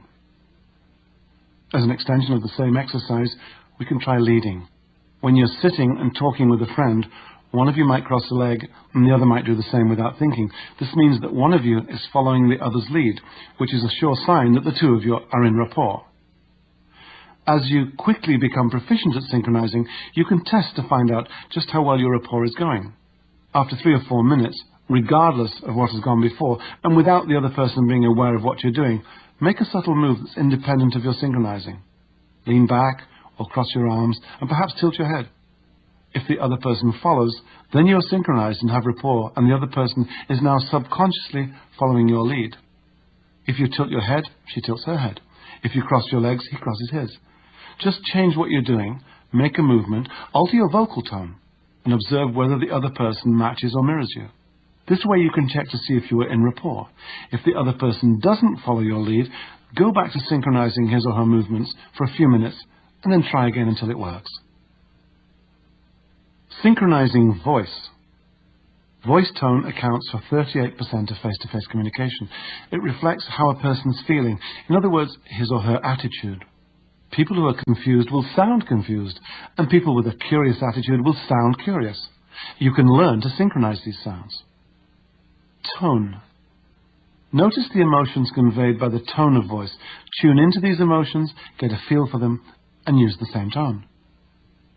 Volume. Does the other person speak in a quiet voice or a loud voice? The value of synchronizing volume is not so much in doing it, but more in what can happen if you don't do it. If you are naturally loud and excitable and you meet someone who is more soft-spoken and reserved, it goes without saying that the other person would feel much more at ease with someone who spoke in the same tender tones. Conversely, a jovial, backslapping loudmouth would surely find lots of common ground with someone who radiated a comparable degree of exuberance. Speed. Does the other person speak quickly or slowly?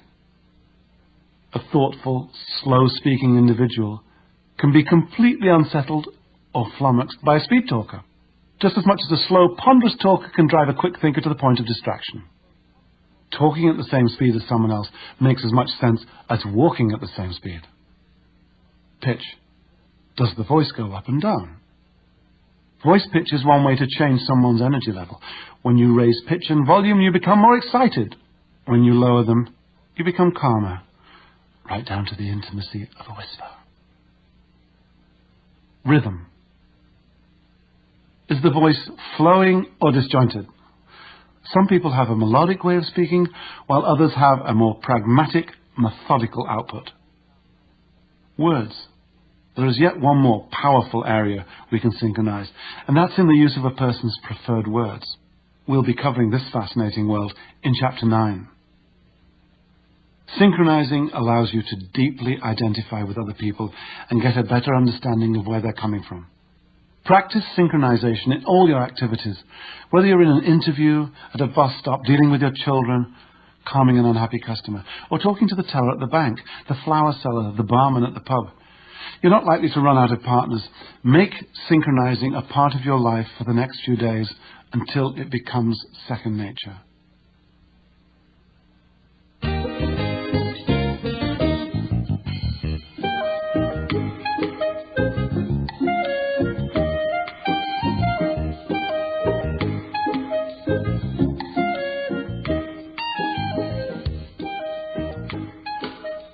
Part 3, The Secrets of Communication.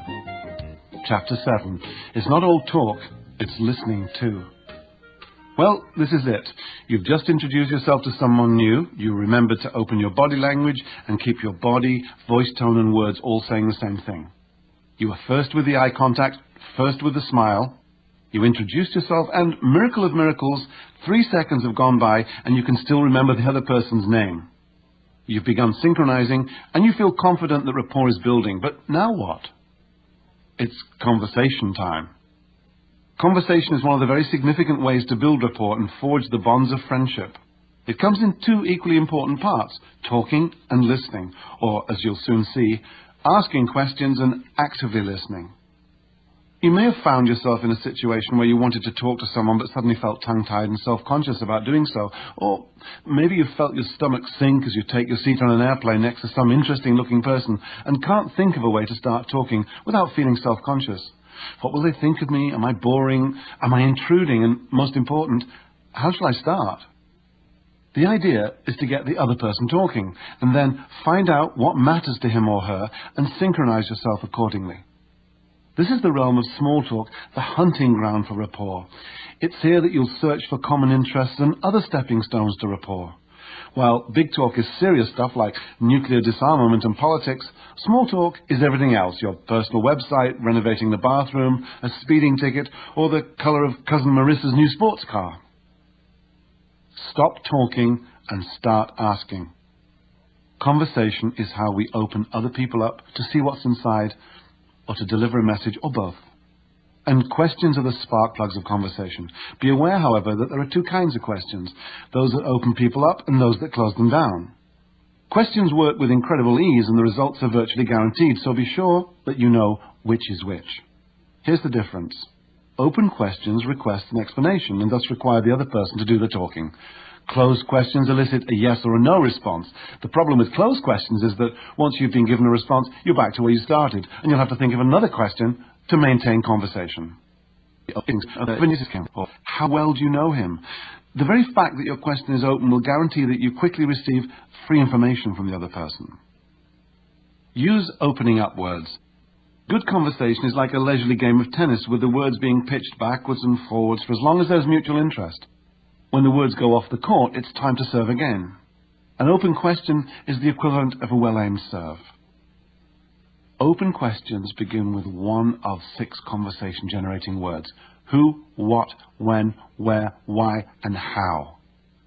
These words invite an explanation, an opinion, or a feeling. How do you know that? Who told you? Where do you think the information came from?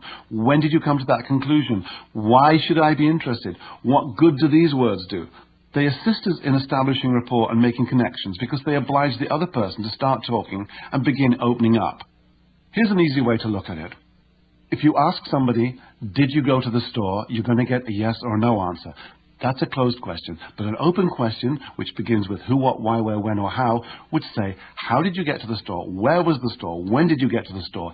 Any of these words get the other person talking. You can boost these conversation generators by adding sensory-specific verbs, see, tell, and feel. Doing this, you're asking the person to go into his or her imagination and bring out something personal to show you. Where do you see yourself by this time next year? Tell me why you decided on Bali for your vacation. How do you feel about calamari? Avoid closing down words. These words will have you playing tennis all on your own against a brick wall. The opposite of opening up words are these interrogatives. Are you? Do you? Have you? In other words, any questioning forms of the verb to be, to have, or to do will close off your chances of rapport-inducing conversation. They elicit a one-word reply, yes or no. Then what? Then you have to ask another question. You're going nowhere. Are you sure? Yes. Do you come here often? No. Have you ever thought how wonderful it would be to drop everything and go bungee jumping in the middle of the afternoon? Yes. Realize that no matter how long and interesting you make your questions, if they begin with closing down words, you're going to end up with a one-word answer. Either yes or no. For one whole day, do nothing but answer questions with questions. For variety, ask only open questions and sometimes closed questions. You'll soon get the idea. In fairness, closing down words do have their place. Police, customs officials, and certain other regulators of the people are taught to use them to get straight answers. However, I'd like to remind any of you who've had the pleasure of being on the receiving end of this type of conversation that it probably didn't make you like the person in 90 seconds or less. Chance encounters. There are times when you find yourself suddenly thrust into the presence of someone who's just too good to pass up. These delicious moments seem to coincide with the exact second that your brain freezes over and you go gaga. Help! What do I say? What do I do? Where shall I look? What will people think? Keep going with this line of self-questioning and you'll get the sweats, a palpitating heart, a beet red face, and hey, goofy body language. The easiest of these situations is when the two of you are thrust together, sitting next to each other on the train, a plane or bus, or riding in an elevator, waiting in the laundromat or the lobby of a hotel, working in adjacent booths at a trade show, or checking out the fruit to see if it's ripe at the same counter at your local supermarket. In these situations, you already have quite a bit in common to work with. Hi, hello, and good morning, accompanied by a smile, are all good ways to begin and a great way to get feedback. A return smile is a good indication that you're on the right track. Keep it simple and unimposing. Keep it courteous. Keep it happy and light. Don't get too close and personal right up front, or you might get excluded. You want people to say to their friends, I met this really nice guy this morning, not this disgusting pervert tried to hit on me. Once you're sure the other person is responding favorably to the interaction, you can try some more specific opening lines. Not surprisingly, an opening line works better if it's an open question, but you may not always be able to find one that sounds natural. Sometimes you might have to start with a closed question or an occasional location statement. Do you know what time this bank closes today? Or, whew, that was quite a storm. So make sure you have an open question ready for the follow-up in case all you get in response is a yes or a no. Here are some examples of openers that you can try once you've said hello or exchanged smiles. Proceed them all with a location-occasion statement. Anywhere. Where are you from? I've never been there. What's it like? How did you end up there? On a train, plane or bus? How long are you going to be in Duluth or Stratford or Mallorca? Where are you from? Have you always lived there? If yes, try, I've never been there. What's it like? If no, then, so where else have you lived? How long will you be traveling for? What do you think of Amtrak, Air Italia, these new Greyhound buses? As an interesting aside, when meeting someone for the first time, North Americans tend to ask, what do you do, whereas Europeans prefer, where are you from? At the supermarket. If you're both standing in the fresh fruit line, staring at a pasta display or checking out avocados, you already have something in common. How can you figure out if there are enough mussels in that bag for two people? Can you tell me the difference between fresh pasta and the stuff in the packet? How can I tell if these are ripe? Do you know where they keep the bags for the produce? Have you ever tried this kind of sauce, frozen dessert, or mushrooms before? If yes, then how does it taste? What is it like? If no, is there another kind that you'd recommend? How long do you cook a chicken this big? I forgot to pick up some octopus. Do you mind saving my place in line? This can be a good icebreaker because you'll have an excuse to chat when you get back, if only about the octopus. Don't be gone too long, though, or you'll risk annoying at a party. In a hotel or motel lobby. Do you know where I can get a map? Have you stayed here before? If yes, what's it like? If no, neither have I, so how did you come to choose this hotel? Do you know this city at all? If it's yes, I've got only one day here. What do you think is a must-see? If no, so what brings you here? At a convention. So, where are you from? What seminars have really grabbed you so far? Do you know any good restaurants outside the hotel? What did you think of the keynote speaker? I'm going to get a coffee. Can I bring you one too? Offering to buy coffee works in countless situations as a way to sound out the other person's level of interest. Usually if they're not interested, they'll refuse your offer. If they accept, it means they're willing to interact further. At the laundromat. Where can you get change around here? Do you know where I can buy some postage stamps, some orange juice, some cat food? I'm going to get a coffee. Can I bring you one too? Does it really matter if you mix whites with colors? In a line at a movie or a play or a concert. So why did you pick this movie or play or concert? So are you here to see Nev Campbell or what's her name, the other star? What did you think of the actor or the author or the performer's last film or play or CD? In a long waiting line, can you save my place so I can get a coffee? Can I get you one? At an exhibition or a museum or a trade show or a country fair. Wow, what do you think of that? Do you know where the vintage locomotives are? What's your favorite event or display or ride so far? Have you seen the giant pumpkin yet? Walking your dog or watching others walk theirs. He's adorable. What breed is he? Great leash. Where did you get it? So what are Chihuahuas really like anyway? Here's a tip. Dog owners often end up socializing in public places, but don't get a dog unless you truly love animals. Running into someone you're familiar with, but have never plucked up the courage to talk to. Hi, I've got a couple of tickets to a play or a circus or a recital, and I was wondering if you'd like to join me. Hi, I'm really nervous, but I'd like to buy you coffee. In all of these situations, give the other person about 3 chances to interact. If after 3 questions or comments he or she is clearly not responding enthusiastically, don't make a pest of yourself. Disentangle graciously by saying something like, have a nice day, or enjoy the show, or enjoy the rest of your flight, or trip, or holiday, or whatever else is appropriate. Free information. It's actually easy to get free information from a stranger. This doesn't mean trying to learn someone's credit card number. What it means is learning the other person's name, interests, personal situation, and more.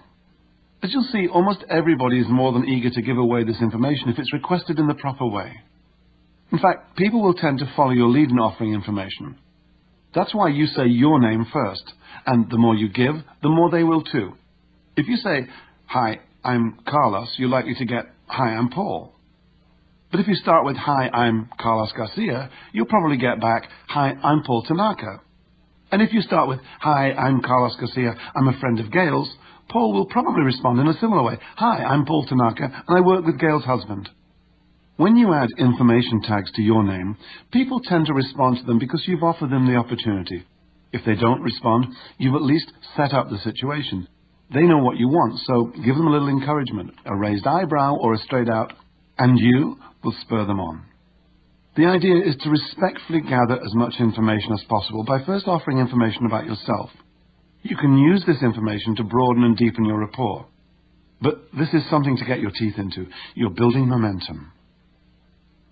Missed cues.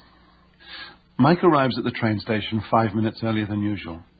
It's a warm, misty morning, and there are about 20 other people on the platform. Most of the usual commuter crowd hasn't shown up yet. Mike tucks his newspaper under his arm, stirs his coffee with a plastic stirrer, then turns and flicks it into the garbage can just behind him. As he moves back to his spot, he notices an auburn-haired young woman in a dark grey suit walking towards him. The woman stops about 10 feet away and sits on a bench. She carefully places her briefcase next to her and looks at her watch.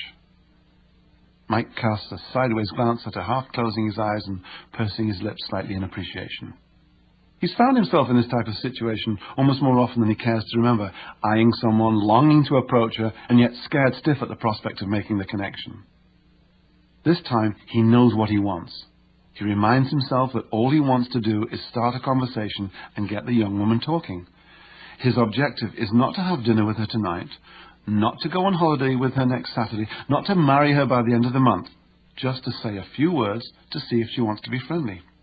He says the most obvious thing he can think of. "Hi, do you mind if I sit here?" The woman moves slightly to her left. "Oh, I don't mind," she murmurs, and Mike sits down. "I haven't seen you at the station before," he says. "This is my first day," she responds. "I'm starting work at an ad agency in town."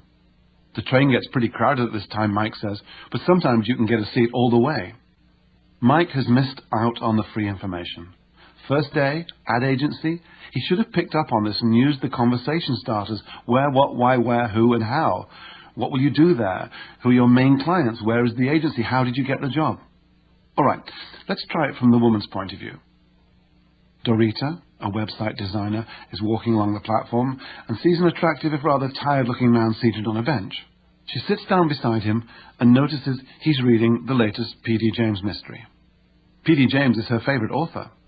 He smiles at her as she sits, and knowing that they have the book in common, she smiles back. But the man has gone back to reading. Dorita decides to plunge ahead. "So, are you a P.D. James fan?" "No," says the man. "Would you believe this is only the second mystery I've ever read?" "Why is that?" "I don't get much time for reading. I'm a resident at a hospital in the city." "Oh, well, I've read all her books. She's my favorite mystery author, although I also like Dick Francis a lot." What response can Dorita expect? The last thing out of her mouth is a series of statements, not questions. Dorita was on track with her second query, a why question, but then she ignored the free information that Joel had given her. Instead, she went on talking about herself. If she'd been listening actively, she would have followed up with, which hospital? A resident in what? Why did you pick that speciality? The where, what, and why would have led her to further conversation. Active listening. Listening is the other side of the conversation coin. As a good active listener, you must demonstrate that you're truly interested in the other person. The key to being an active listener lies in making a sincere effort to absorb what the person is saying and feeling. Listening is different from hearing. You may hear a cello as part of an orchestra, but when you actively listen to that same cello, you're consciously focused on every note and absorbing the emotion. Active listening is an active attempt to grasp and understand the facts and underlying feelings of what is being said.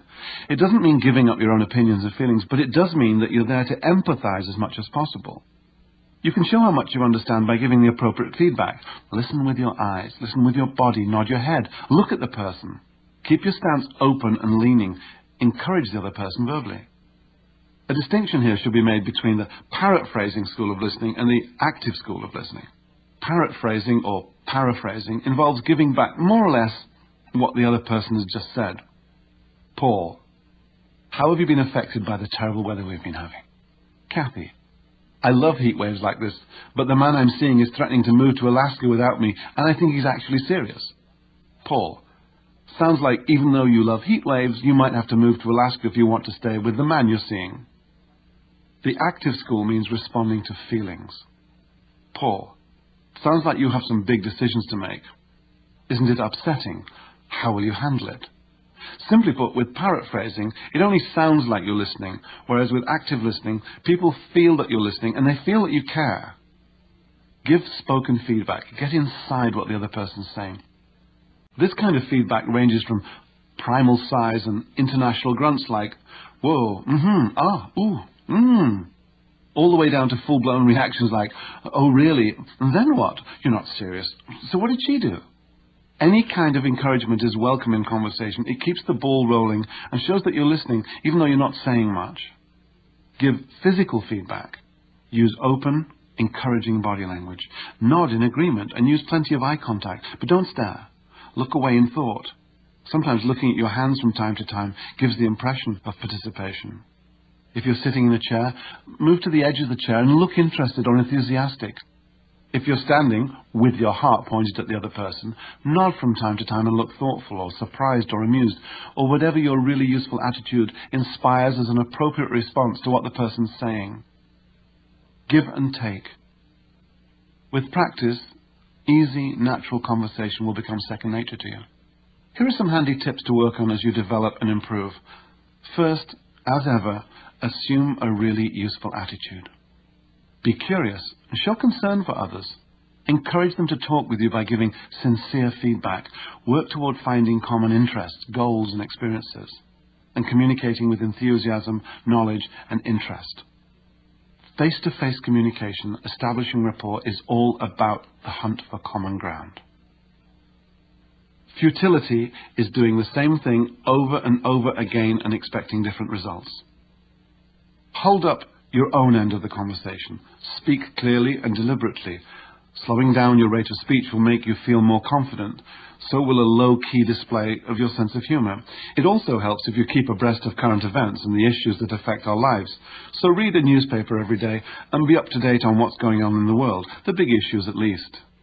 In my seminars, I have the participants prepare their own 10-second commercial. It's really just a way of telling others who you are and what you do in a few short sentences. But be yourself.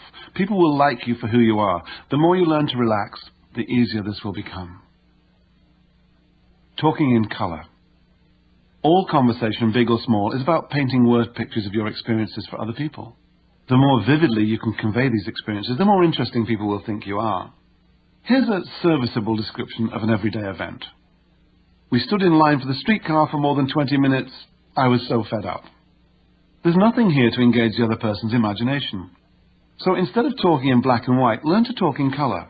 Involve as many of the senses as you can in your conversation. Describe what things look like, what they sound like, and how they make you feel, and if appropriate, what they smell and taste like. Let's try that sentence again. It was amazing standing there in the silence amongst all those people. The rain had just stopped and my collar was still wet. The lights of the buildings were shining on the puddles and the hot dog vendor behind us was ringing out his... You get the idea. This is sensory-rich language, and the imagination, both yours and theirs, revels in it, because it was sensory-rich.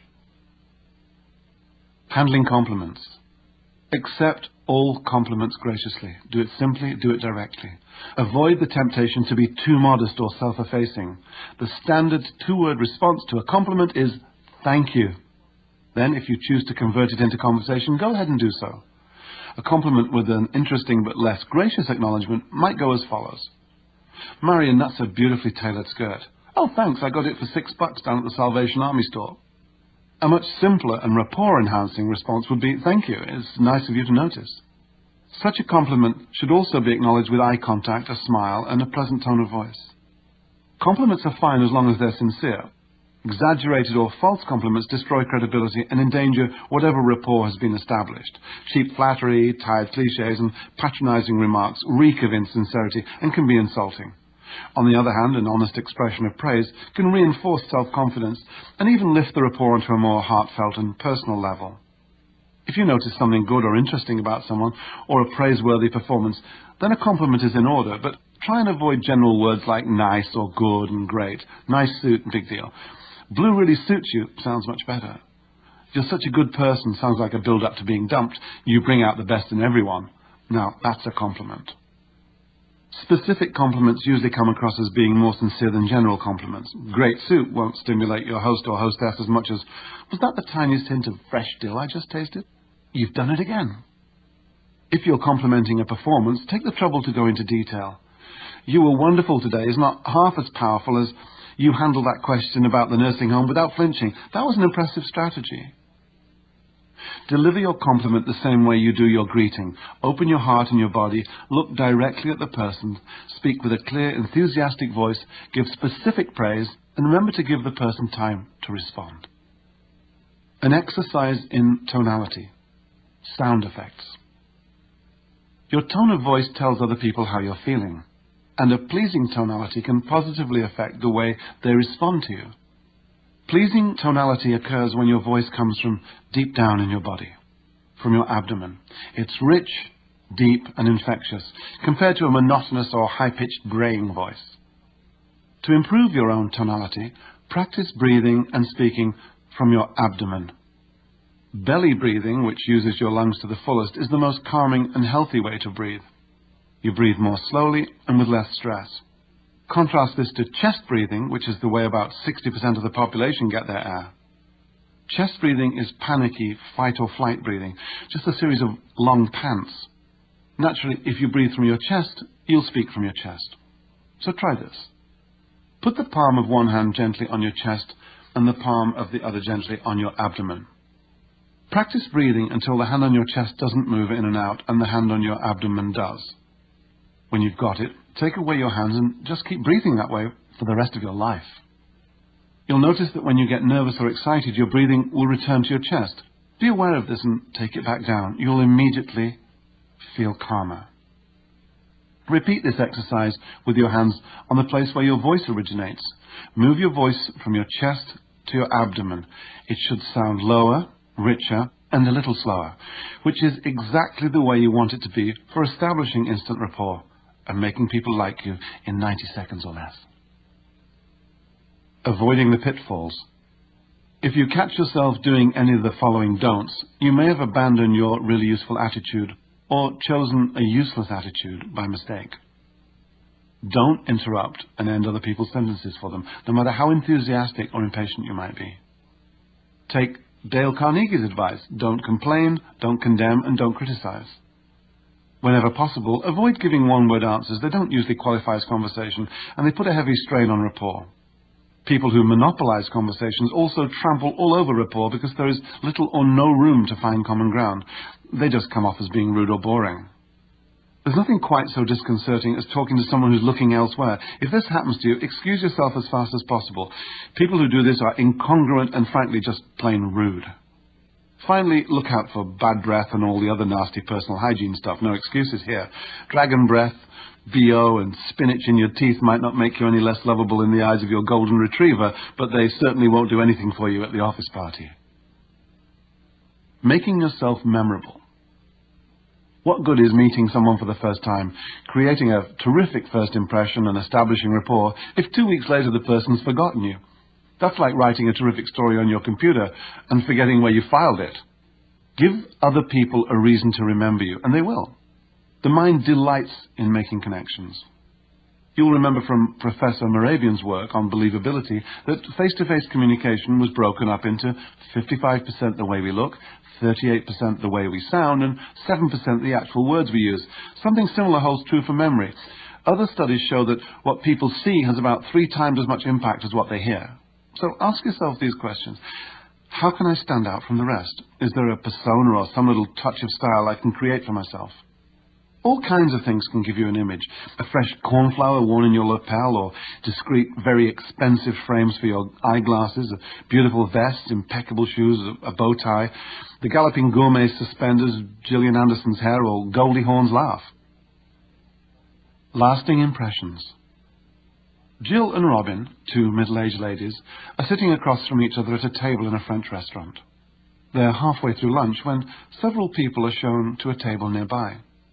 A young woman in the group recognizes Jill and lets out a gasp of delight.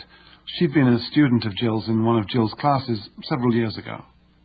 After many hugs and exclamations, Jill turns to her lunch companion. "Robin, this is Edwina. She was one of my most wonderful students back in the days in Stratford. I'll never forget she had these rituals for organizing herself and her work. Everything had to have its own special place and order at her desk. Sometimes she drove me crazy, but it always used to fascinate me how meticulous she was." "Nice to meet you," Robin says, taking Edwina's hands. "So tell me, Edwina, what are you doing these days?" Jill asks.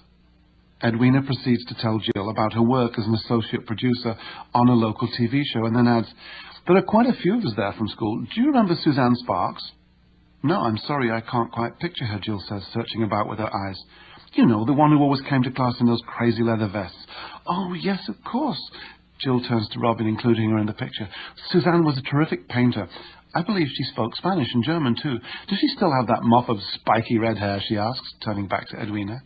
"No, she's long and blonde now, and she's our director of programming." "And what about Tony?" Edwina continues. "She's at the station, too." "Now, which one was Tony?" Jill asks. "Tony March. She was always really friendly, lived out in Malton." When Jill gives no sign of recognition, Edwina says, "She was such a hard worker?" "Sorry, dear, I can't place Tony. Who else?" "Greg Cuddy, he's our sales manager." "Not Greg, the guy with the nose ring." Jill shakes her head in disbelief. Greg Cuddy was such a nervous young man. He drove his mother's pickup truck everywhere. If memory serves me correctly, he ran a train spotting site on the internet. Jill invites Edwina to join them at their table, and her friends at the other table order lunch without her as the reminiscing continues. The point of this story is that it's easy for Jill to recall her former students when her memory is triggered by an image. People are more likely to be remembered if they have some kind of handle, some kind of device that makes them stand out from the crowd. A friend of mine works for a national chain of megastores that sell computers and stereos. "I could spend half an hour explaining the features of a product," she told me, "and then the customer would go away to think about it and come back another day, go up to the first salesperson they saw and make the purchase. It didn't matter that he had my card or that I gave him so much time. The chances of him coming back to me personally were slim. Then I hit on a way to be memorable. Since I'm from Newfoundland, I tell customers to ask for the Newfie when they come back or phone the store. In Canada, a Newfie is often the target of dumb, stereotypical jokes, but my friend used this verbal image to her advantage. It's a handle, or if you prefer, a container to hold and access a whole package of previously stored information. Find something to set you apart from the rest. Give them something to remember you by." Chapter 8, Making Sense of Our Senses. On one level, we humans are not much more than mobile sensing devices. We see, hear, feel, smell, and taste. And then we process the information gained through our senses. Every day we experience the world through sensory input, and then we explain our experiences to ourselves and to others. That's about it. Then we go to bed and get up the next day and experience all over again. This is how we evolve. Obviously, this is a major oversimplification, but for the purpose of this chapter, it gives us a basic foundation on which to build. This is where our really useful or useless attitude originates. There are two ways of explaining our experiences to ourselves and others. We call them explanatory styles. Upon waking up in the morning and seeing that it's raining outside, an individual with a negative explanatory style might say, "Oh, heck, it's raining, it's going to be a lousy day." Whereas someone with a positive explanatory style might say, "Hey, free car wash and great for the garden." The point is that the nature of our explanation determines our attitudes, and people have differing responses to the same external reality. We can loosely categorize these responses into familiar mindsets and patterns. In the 1970s, Richard Bandler and John Grinder, the founders of Neuro-Linguistic Programming, noticed in their early work with clients that people could be roughly divided into three types, depending on how they filtered the world through their senses.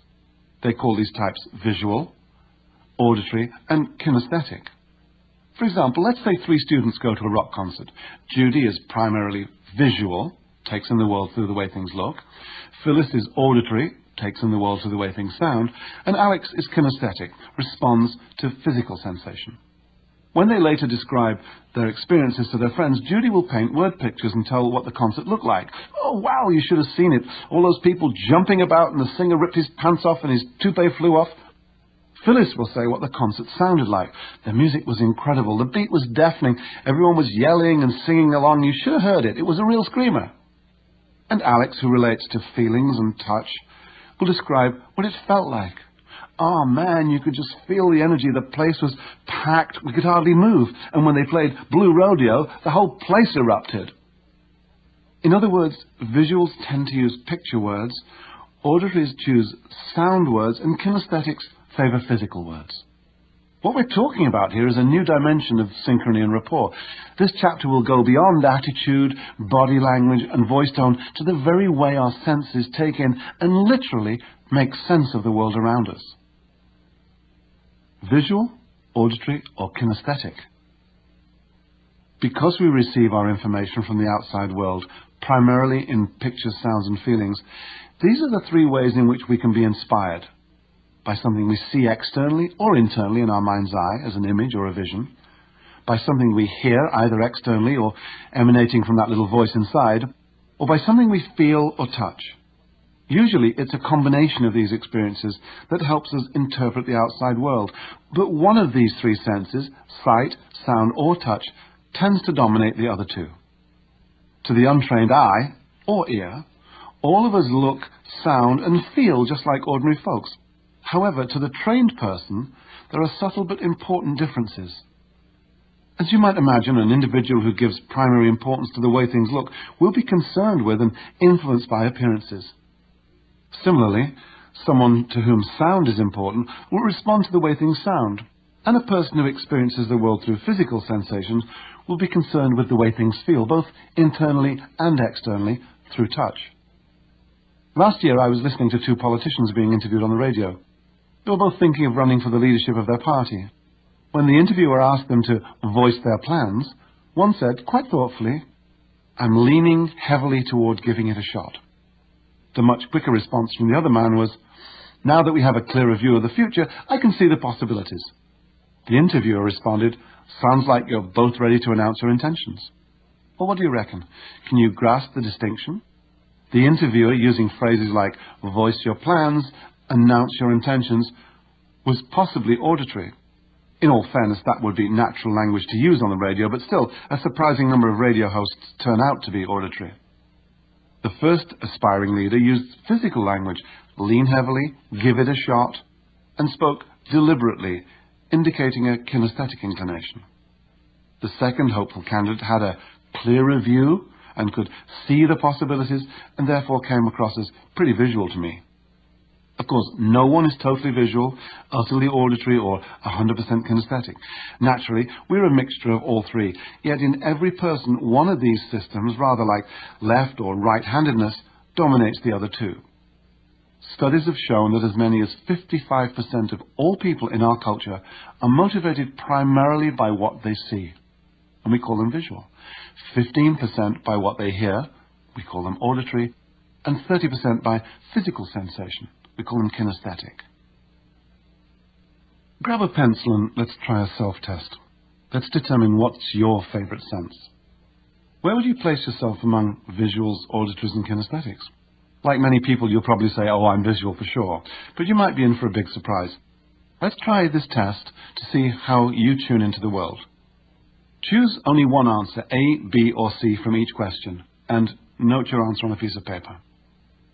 Question 1. If only 3 rooms are left at a beach resort, I'll choose the room that offers A, an ocean view but lots of noise, B, sounds of the ocean but no view, and C, comfort but lots of noise and no view. Question 2. When I have a problem, I A, look for alternatives, B, I talk about the problem, and C, I rearrange the details. Question 3. When riding in a car, I want the inside to A, look good, B, sound quiet or powerful, C, feel comfortable or secure. Question 4. When I explain a concert or event I've just attended, I first A, describe how it looked, B, tell people how it sounded, or C, convey the feeling. 5.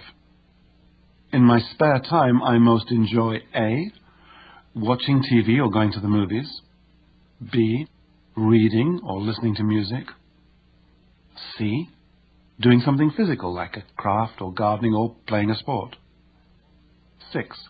The one thing I personally believe everyone should experience in his or her lifetime is A, a sight, B, a sound, or C, a feeling. 7. Of the following activities I spend most time indulging in: A, daydreaming, B, listening to my thoughts, and C, picking up on my feelings. 8. When someone's trying to convince me of something, A, I want to see evidence or proof, B. I talk myself through it. C. I trust my intuition. 9. I usually speak and think A. Quickly, B. Moderately, C. Slowly. 10. I normally breathe from A. High in my chest, B. Low in my chest, C. My belly. 11. When finding my way around an unfamiliar city, A. I use a map, B. I ask for directions, C. I trust my intuition. 12. When I choose clothes, it's most important to me that A. I look immaculate, B. I make a personal statement about my personality, and C. I feel comfortable. 13. When I choose a restaurant, my main concern is that A. It looks impressive, B. I can hear myself talk, or C. I'll be comfortable. 14. I make decisions A. Quickly, B. Moderately, C. Slowly. Tally your A's, B's and C's. See how many A's you got, how many B's and how many C's. A is visual, B is auditory, and C is kinesthetic. The higher the number in each category, the stronger the tendency. Now, by taking this test, not only will you have a strong indication of how your three main senses stack up, but you'll also begin to understand how people can have differing priorities. However, there are many variables here at work, not the least of which is that you already knew the purpose of the test before you took it. In my seminars, I generally have people complete this test before they realize its significance. Try it out on a few friends and see how they fare. Use their results to further your insight in being able to recognize sensory preferences. From the test, you'll begin to see why you connect easily with some people when you first meet them, but not at all with others, and why you feel as if you know certain people even though you've never met them before. It comes down to sensory harmony. When two visuals meet, they're familiar to each other because they see things the same way. This doesn't mean they agree, and express their experiences in the same way. The same goes for two auditories or two kinesthetics.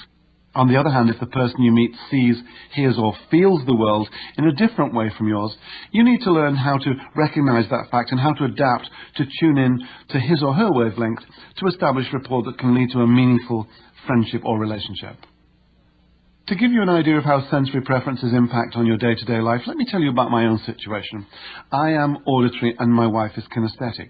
If we have a falling out, Wendy knows how to connect to me in my language with auditory words. She gets my immediate attention by saying, "Nick, you're not listening to me. You're not hearing a word I'm saying." If she were to say, "Can't you see what I'm saying?" or even worse, "Can't you see how that makes me feel?" the truth is no. No, I can't.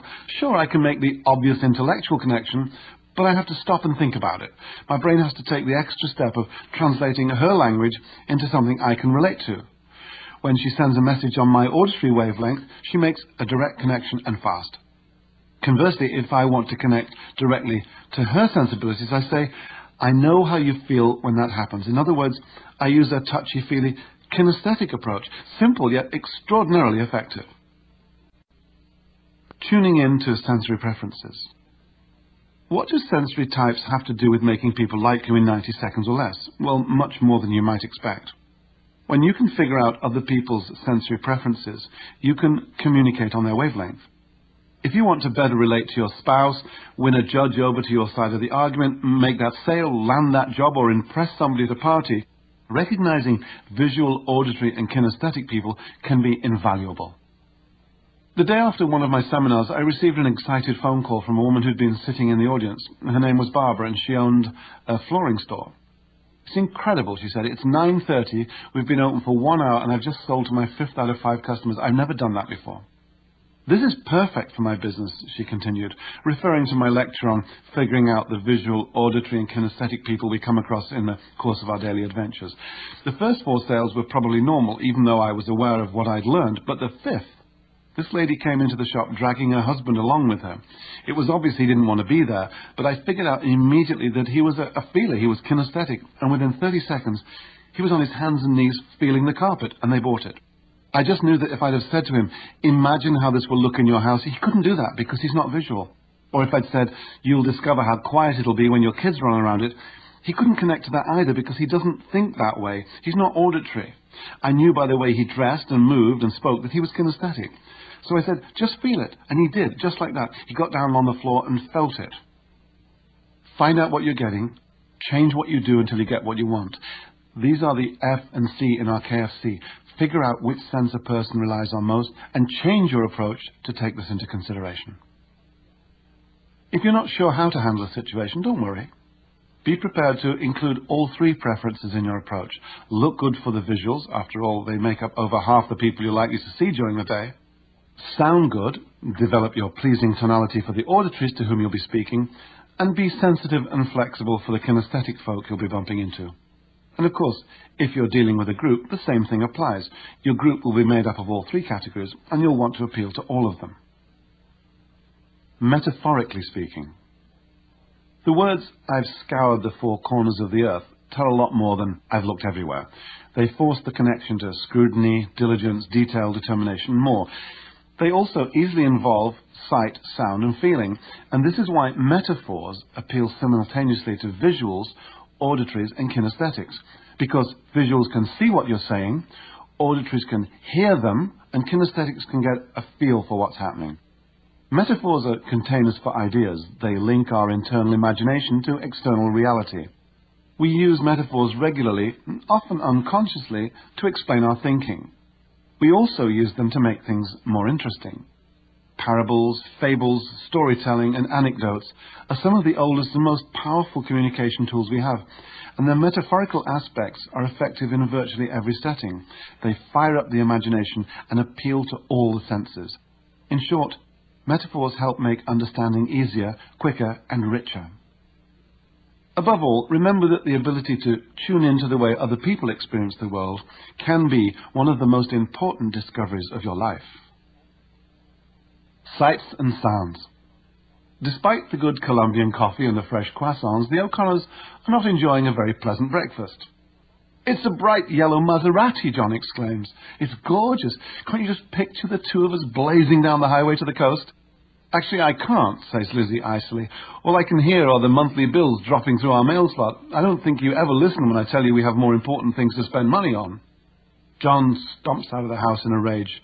But that evening, after leaving work, he buys a luxurious, multicolored silk scarf for Lizzie in an attempt to win her over.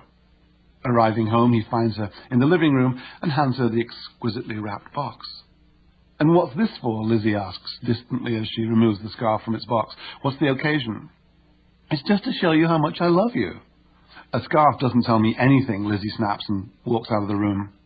John slumps down on the couch, slowly winding the expensive scarf around his hand and tightening it until his fingers throb with pain. What happened here? Well, John is visual. He makes sense of the world primarily through what he sees. The yellow Maserati, his picture of them in the car, the multi-hued scarf. But Lizzie's auditory. She hears the car bills dropping through the mail slot. She doesn't think John listens when she tells him something. Can this marriage be saved? You bet. A pair of concert tickets to Lizzie's favourite band. Something that appeals to her ears would sound much better to her. Here's how John could have handled it had he been more sensitive to the way Lizzie hears the world. I'm really sorry, Lizzie, John would say in a soft, pleasing voice, after giving her the tickets. He uses auditory words with his wife. I'll tell you what, let's put some harmony back in this house and talk it through a bit. Does that sound okay to you? Lizzie nods, taking in the suddenly more acceptable words and the meaning they convey. Have I told you how the Maserati purrs like a kitten's and shifts so quietly you can barely hear it? John asks sweetly. And wait till we discuss the surprisingly reasonable payments. Oh, I finally see the picture you're painting, John, says his wife. It's all so clear to me now. A few months ago, I gave the opening address at a home builders convention. During my talk, I used role-playing, with me playing all the roles, to illustrate some of the behavioral differences that visual, auditory, and kinesthetic people display in face-to-face communication. At the end of the talk, a big, tough-looking but well-groomed man pulled me to one side. He was very emotional, and he looked like he was on the verge of tears, shaking his head from side to side. He said, I don't know what to say. I'm leaving right now to go to my son's school and give him a hug. He was choking up. For years I've been furious with him when I talk to him. He turns his head away and he doesn't look at me. It drives me crazy, and I yell at him, look at me when I'm talking. He hardly ever looks me straight in the eye when I'm giving him instructions. But from everything you've said, you've made me realize he's auditory. He's not ignoring me when he looks away. He's turning his ear towards me so he can concentrate. And me, I'm visual. I need eye contact. He pumped my hand and laughed. It's amazing. These things go on right under our noses every day of our lives, and we never realized. Not until now, that is. Chapter 9, Spotting Sensory Preferences. Recognizing which sense other people rely on to experience the world and then using this information in your dealings with others, whether personal, professional, or social, can have a profound effect on how they respond to you. This chapter deals with picking up the initial cues that other people give us without knowing it. Whether visual, auditory, or kinesthetic, their signals are there for us to interpret and utilize in establishing rapport. In the question period at the end of one of my seminars, a middle-aged woman in the second row asked slowly, "Do you feel it's hard to put your finger on what a person's sensory preference is?" This delightful woman wore a big, comfortable knit coat and was twiddling her finger slowly through her hair as she spoke. I thanked her for the question and immediately asked her not to move. Obviously a very good-natured person, she froze in position. "I'm going to ask you to repeat your question in exactly the same way," I said to her, "but I want the rest of the audience to observe. Is that okay?" She nodded, paused, and repeated her question, complete with hair twiddling.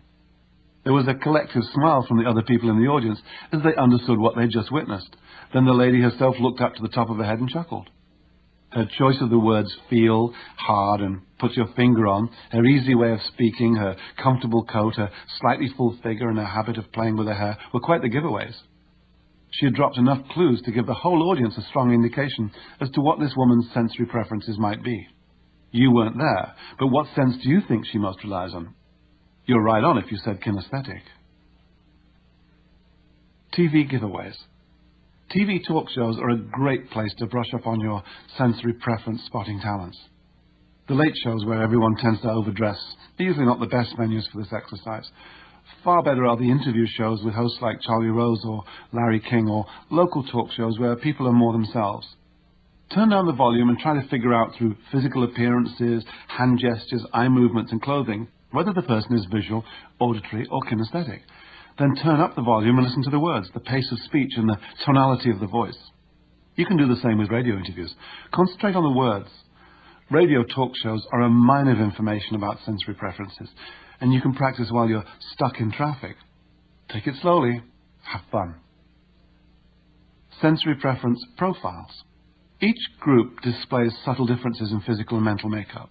These are definitely not hard and fast distinctions. They're simply indicators.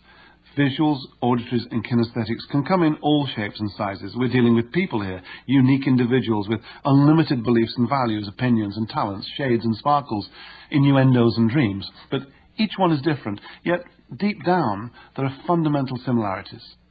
Find a person who strongly favours one sense in a number of areas discussed in this chapter, and chances are he or she will be signalling a personal sensory preference. Here's a quick tip. Visuals usually talk very fast.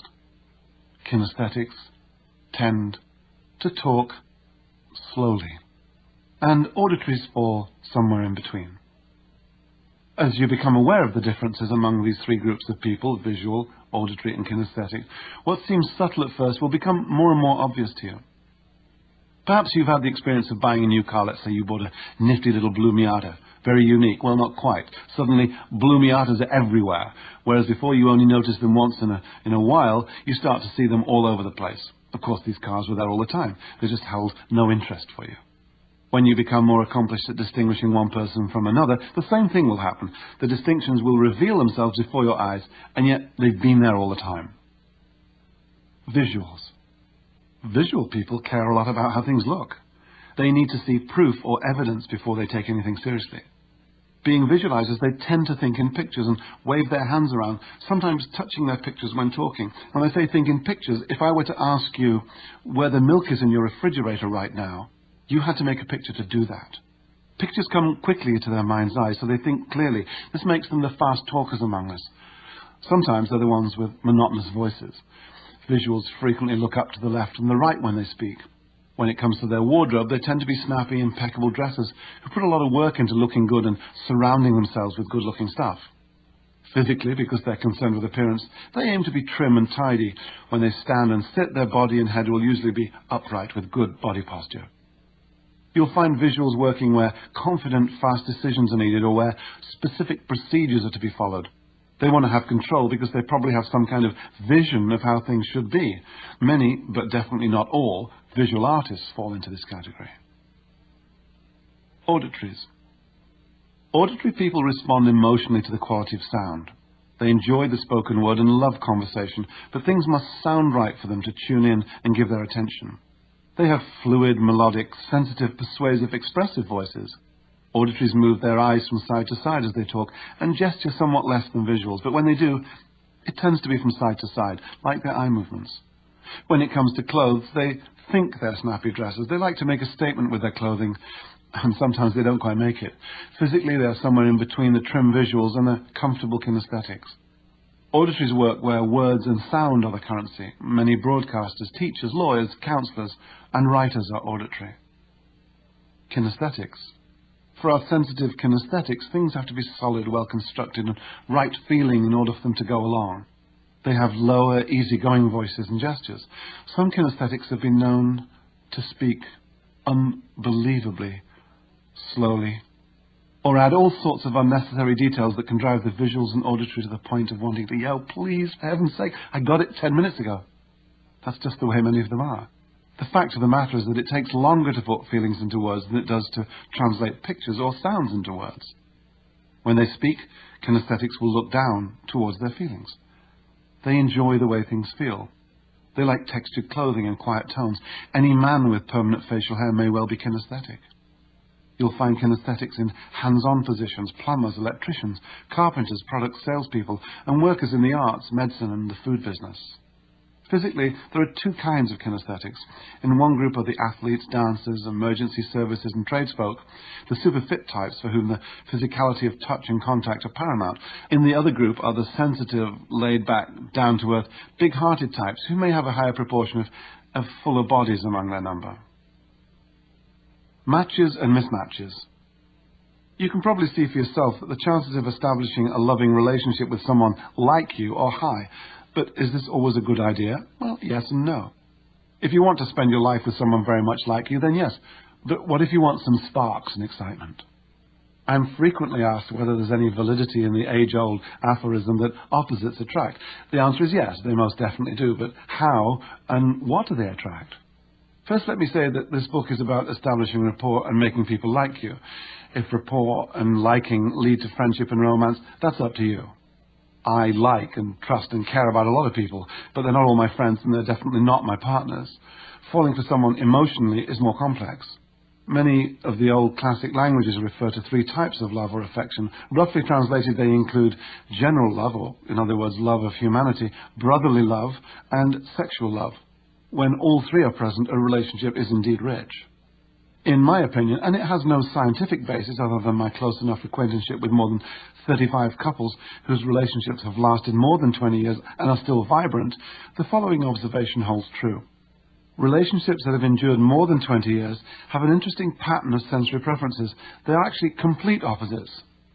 You'll remember from the self-test that the tally at the end allowed you to rank your preferences.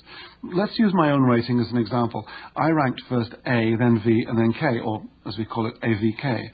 The complete opposite of my ranking would be KVA. If you stack them side by side, that you'd see their exact opposites. This would give us opposites at the top, auditory and kinesthetic, for spark and interest, but the same in the middle, in this case, the visual. The relationship is held together by the common visual link, a mutual subconscious sharing of the same wavelength, and the relationship is kept vital by opposing auditory and kinesthetic as primary personal and sensory preferences. My observation is that when two people meet in the middle, they share a central sensory preference, whether visual, auditory, or kinesthetic, and it's that bond which will get them through the rough times and add sparkle to the good times. But any shared preferences, be they primary, secondary, or tertiary, will work in the favour of the relationship when the going gets tough. Verbal cues. There are no fixed rules here, except that the people you meet will tend to reveal how they change their experiences into words by the type of words they use. Listen for these words and take them into account when you set out to establish rapport. pushing for more. This simple technique has proved helpful in determining a person's sensory preference. Start by asking a couple of non-specific questions like, do you live in the city or in the suburbs? Followed up after the response by, do you like it? If the answer is yes, ask, what do you like most about it? If the answer is no, follow up with, what don't you like about it? As the reasons are given, push for more. Expanding on answers like, well, for one thing it's peaceful, can be encouraged by the question, what else? And don't stop there. Pursue your line of questioning until you have enough verbal cues to get a handle on the person's favourite sense. Visual words. A tendency to favour picture words and metaphors. If we look more clearly, the difference is like night and day, may be a strong indication that the person relies mainly on visual sense. Here's an exercise. For one entire day, from dawn to dusk, focus on the visual words and phrases that you hear in other people's vocabulary. Notice them until they appear as clear as the three extremely visual words I just used in this one sentence. Here are some picturesque words that will give you perspective and focus as you observe people who scrutinize the world with their eyes. Make the effort in your conversation with other people to talk in color by painting word pictures. Describe your experiences vividly so other people can see them. Here are some visual words. Analyze, appear, brilliant, colorful, diagram, enlighten, envision, glimpse, hindsight, illuminate, light, mind's eye, portray, perspective, survey, show, witness. Here's some visual phrases. How do you see yourself? It's a bit hazy right now. I see what you're saying. He's such a colourful character. It's a sight for sore eyes. Let's get some perspective. We are a company with vision. We see eye to eye on the subject. It's a bit vague, beyond a shadow of doubt. See you later. Can you imagine? Let me make this clear. Can you shed some light on this? We have a bright future. Auditory words. Tune into auditory words and phrases as people express them to one another. Call to mind and amplify all those harmonious discussions within your hearing range until you are well informed about how they sound. Listen how these auditory words just click into place. Open your ears to those who see and feel the world through their hearing, and you'll get the message loud and clear. Announce, earshot, chime, clang, clash, inquire, listen, loud, resonate, rasp, pronounce, proclaim, shrill, silence, tinkling, tone, utter, well-informed, word for word. And here's some auditory phrases. Sounds familiar. Tell me more. Does that ring a bell? He gave a satisfactory account of himself. At last we have harmony at home. They granted me an audience. She had me completely tongue-tied. These colours are really loud. I didn't like the tone of his voice. Let me tell you. Tell me how. She's a scream. In a manner of speaking, I want everybody in the room to voice an opinion. He received a thunderous applause. That's as clear as a bell. Hold your tongue. Are you tuning into what I'm saying? Kinesthetic words. The following physical words are the currency of a kinesthetic. Tap into the emotions around you until you get a handle on how they flow. Overcome any and all stumbling blocks. Build a firm foundation on which you can base your own contact with other people. Use these concrete, touching words that move kinesthetic people, thanks to their sensitivity and feelings. Boils down to, catch on, come to grips with, I have a hunch, light-headed, make contact, sort out, squeeze, stretch, support, tap into, throw out, topsy-turvy, underhanded, warm. And here are some kinesthetic phrases. How do you feel about? There were a few stumbling blocks. I'll get in touch with her. It slipped through the cracks. I'm all shook up. I'm not following you. Let's sort things out. Get a load of this.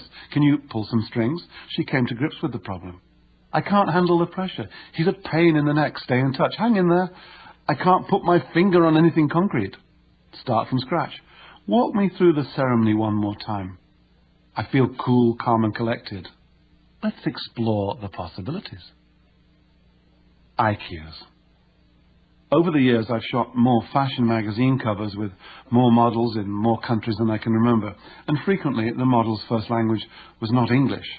When all you have to work with is a face, neck and shoulders, and of course the extraordinary talents of hair, makeup and fashion stylists, you soon realize that besides subtle tilts and leans, most of the innuendo suggested by this kind of close-up comes from facial expressions, from eyes and mouth.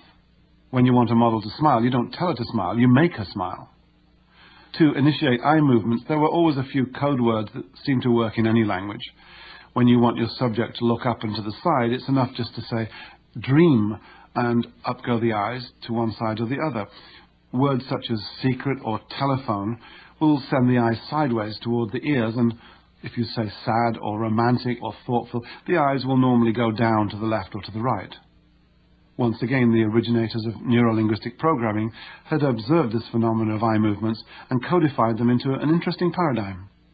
On the basis of their findings, we can think of the human eyeball as a six-way switch that must be flicked into any one of 6 positions as it searches for information, each position activating a sense, sometimes to remember, sometimes to create an answer.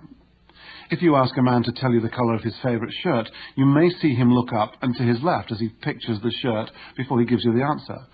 Ask a woman to tell you what silk feels like, and chances are she'll look down to her right as she remembers how silk feels in her mind. In other words, when asked a question, people have to look away in order to generate the answer. The reason is quite simple. They are accessing their senses. Try this. Turn down the sound on your TV during an interview and watch the guest's eyes hunt about for answers to the interviewer's questions. Here's something else you can try. Ask somebody a question. Without telegraphing your intent, look the person in the eye and ask a non-specific question, such as, what did you like most about your last holiday or birthday or job? Then watch the person's eyes dart off to get the information. This will give you a fairly good idea of how he or she stores and accesses information, in other words, as pictures, sounds or feelings. Consistent reference to one sense are also an indication of a sensory preference. People who answer such questions while looking up to the left or the right are most likely visualizing the answer. If they look left or right towards their ears, they're probably recalling sound information. If they look down to the left, they may well be accessing their feelings, and down to the right indicates some type of internal dialogue. Research has varying views as to the validity of these neuro-linguistic programming IQs, but I find them fairly accurate, and most importantly, they lead to proactive eye contact for many people who are often too shy to look another person directly in the eye without discomfort. Another valuable detail to be aware of here is that when we look to the left, we're probably remembering information, while looking the other way to the right means we're probably constructing it. Keep in mind that when you converse with someone, there may be several mental activities going on at once. For example, a fellow asks a young woman, "Seen the latest Bruce Willis movie?" "Yes, I have," she says, going into her mind and picturing herself in the waiting line as she remembers, but at the same time, she's having an internal dialogue. "What a boring twit. Am I judging too quickly? No, he's a bore. How can I dump him?" Then he says, "Want to go out Saturday night?" Grasping for any excuse, she finally mutters, "Gosh, I can't. I have to finish up a report for Monday morning deadlines." Her eyeballs dart off to the other side as she constructs a picture of herself at the kitchen table with a laptop. Feeling a bit confused, imagine you're facing a person. If they look up to the left, they're constructing an image in their mind. If they look up to the right, they're remembering an image. If they look sideways to the left, they are creating a sound in their mind. If they look towards the right, they're remembering a sound. If they look down towards the left, they're accessing feelings and body sensations. If they look down to the right, they're processing internal dialogue, also known as talking to yourself. The following is an exercise in IQs. Try this with a friend. Stand in front of them and ask them some questions, and watch where their eyeballs go. The directions I'm going to give you are your left and your right. Ask them, what colour socks are you wearing, and watch their eyes go up and to the right, because they're visually remembering. Ask them, how would you look in a green jacket, and watch their eyes go up and to the left. They're constructing a visual. Can you remember what Purple Haze sounds like by Jimi Hendrix? Their eyes will go sideways to the right because they're remembering a sound. What would it sound like if it was played on the bagpipes? Their eyes will go sideways to the left because they're imagining or constructing a sound. What does sound feel like? Watch their eyes go down to the left as they access their feelings. And what are you telling yourself right now? Watch their eyes go down and to the right as they process internal dialogue and talk to themselves. Incidentally, these actions are not the same as the movements your eyeballs make when you look around a room or across a landscape. They are totally independent of the requirements of the ability to see. Your eyeballs serve two purposes: one, roving about to see what's going on, and two, activating sensory memory channels. When you first begin looking for eye cues, people's eyes may appear to dart about randomly. All you need, though, is a little practice at reading these movements. Have fun, let it happen naturally, and above all, never tell anyone what you're doing. That would quite rightly make people self-conscious and embarrassed. Keep these skills to yourself. An exercise in spotting preferences. Brain lock. Challenge a friend to answer the following questions without moving her eyes. Tell her to look directly at you at all times and keep her eyeballs perfectly still. Then ask the first question. Do you like the house, or apartment, or whatever you live in? Depending on whether she answers yes or no, ask the follow-up question. Quickly list 6 things you like, or don't like, about where you live. Because they have to keep their eyeballs still, either your friend will be completely tongue-tied, or she'll find herself struggling to think of an answer. Searching for how things look, sound, or feel without any eye movement is almost impossible. She'll be like a rabbit paralyzed in the grip of a car's headlights. Hypnotists know that if they can stop your eyeballs from moving, you won't be able to think. A meditative state is easily accessed in the same way. Stare at a stationary spot with your eyes open, or place your attention in one spot, your forehead for example, with your eyes closed. Provided you can keep your attention fixed, you will stop your inner dialogue and lose all sense of time. The big picture. The implications of verbal and eye cues discussed in this chapter are vitally important to anyone who wants to connect with other human beings and establish rapport by design. When you learn to recognize which type or group a new acquaintance belongs to, you'll be able to communicate with him or her on a more appropriate wavelength, be it visual, auditory, or kinesthetic. In this way, you'll be hours, sometimes years ahead of where you would have been if you'd not known how to figure out an individual's sensory preference. Developing a knack for detecting sensory preferences means paying close attention to others, and this alone makes you actively more people-oriented. Ingrid's hard-earned vacation. It's her 40th birthday, and Ingrid has decided to treat herself to an all-inclusive holiday in Portugal. She's wandering through her neighborhood mall when she discovers a travel agency that she hadn't noticed before. There she meets Sheldon, who runs the place, and tells him of her exciting plans. "I just feel I need to get away and pamper myself at long last," Ingrid says to Sheldon as she sits down in a chair facing his desk. She smooths out her dress over her knees and looks down to her right. "I'm under so much pressure at work that I really feel I need to unwind." Sighing, she crosses one leg over the other, leans forward and shakes her head slightly. "The tension at the office is eating me alive." Sheldon is delighted. An obvious sale sitting right there in front of him. He leans back in his chair, opens his arms wide, then slaps his hands together sharply and smiles at Ingrid. "Oh boy," he says, "have I got the dream vacation for you." He rifles through a pile of brochures on his desk. "Just feast your eyes on this." He hands Ingrid a colourful brochure, plastered with the usual palm trees and bright blue skies. Then he continues his pitch without waiting for her reactions. "Looks fantastic, eh? Check out the colour of the water. Brilliant turquoise.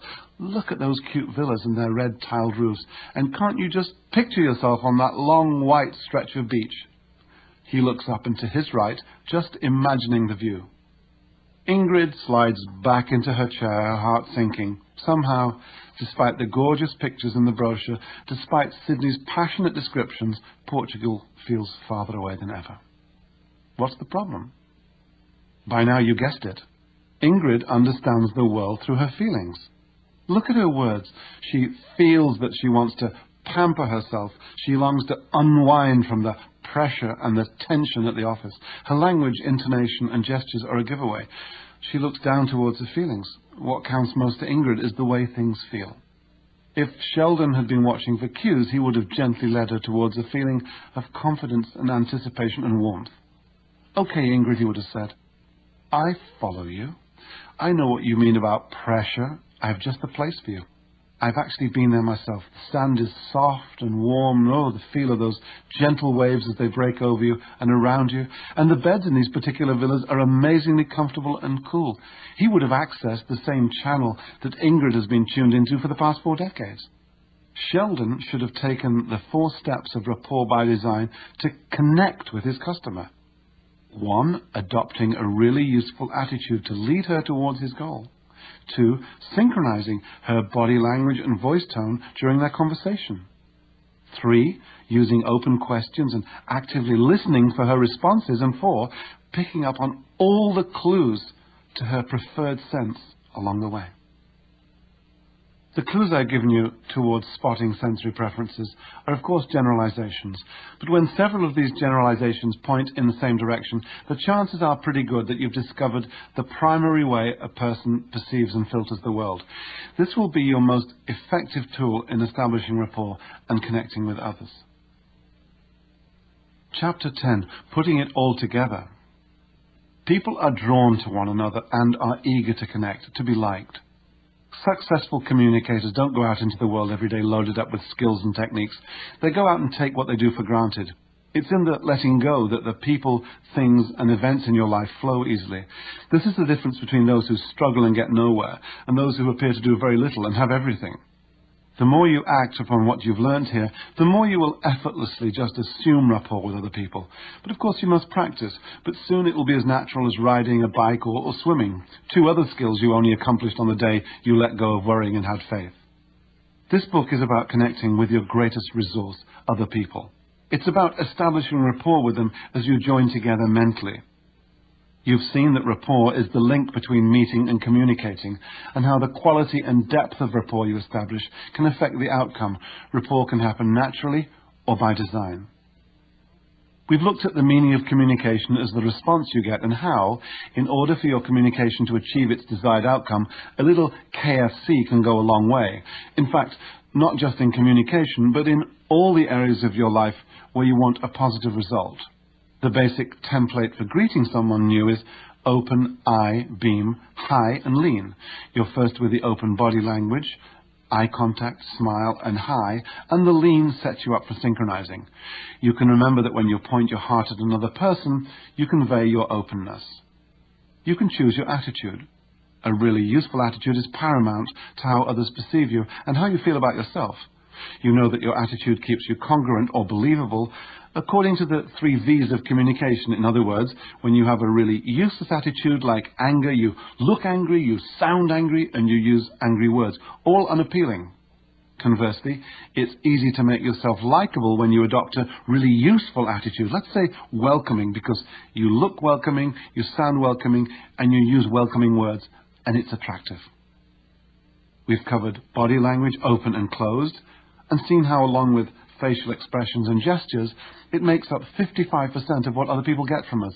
That's why it's so valuable in synchronizing for rapport by design. When we say, I like you to someone, what we really mean is, I am like you.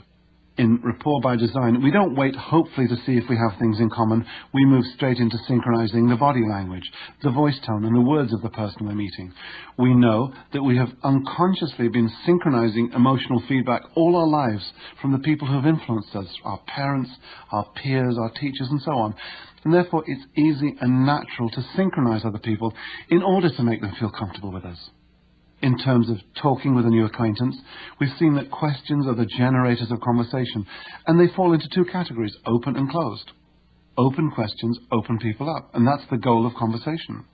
You know that giving physical and spoken feedback will keep the ball in play. Conversation is about describing your experiences to others, and the more colourfully you can do it, the more you can talk in colour, the better they can imagine and share your experiences, and as a consequence, increase the bonding and rapport you are creating by design. You have learnt, to your surprise and delight, that every person you meet or already know presents you with a sensory puzzle. Do they prefer to connect on a visual, an auditory, or a kinesthetic wavelength? You've begun developing insight into their perceptions of the world around them. In fact, even if you've begun to implement the techniques in this book and got every one of them wrong, you're still getting it right because you've learned to be proactive with people as opposed to reactive or passive. There's absolutely no downside. You can't lose. If you are carefully observing people's body language and expressions, listening to their words, watching their eye movements, giving feedback and making conversations, you're being proactive, and they really can't help but like you. as long as you have a really useful attitude. So where do I start? Let me reiterate that this is not a new way of being. It's not a new way of life. I haven't given you a magic wand to rush out in the street and start tapping people over the head and make them like you. These are tools and techniques that help you establish rapport quickly. We've covered the 4 basic areas of making people like you in 90 seconds or less: attitude, synchronization, conversation, and sensory preferences. Improvement in any one of these areas will increase your ability to communicate effectively and quickly with other people.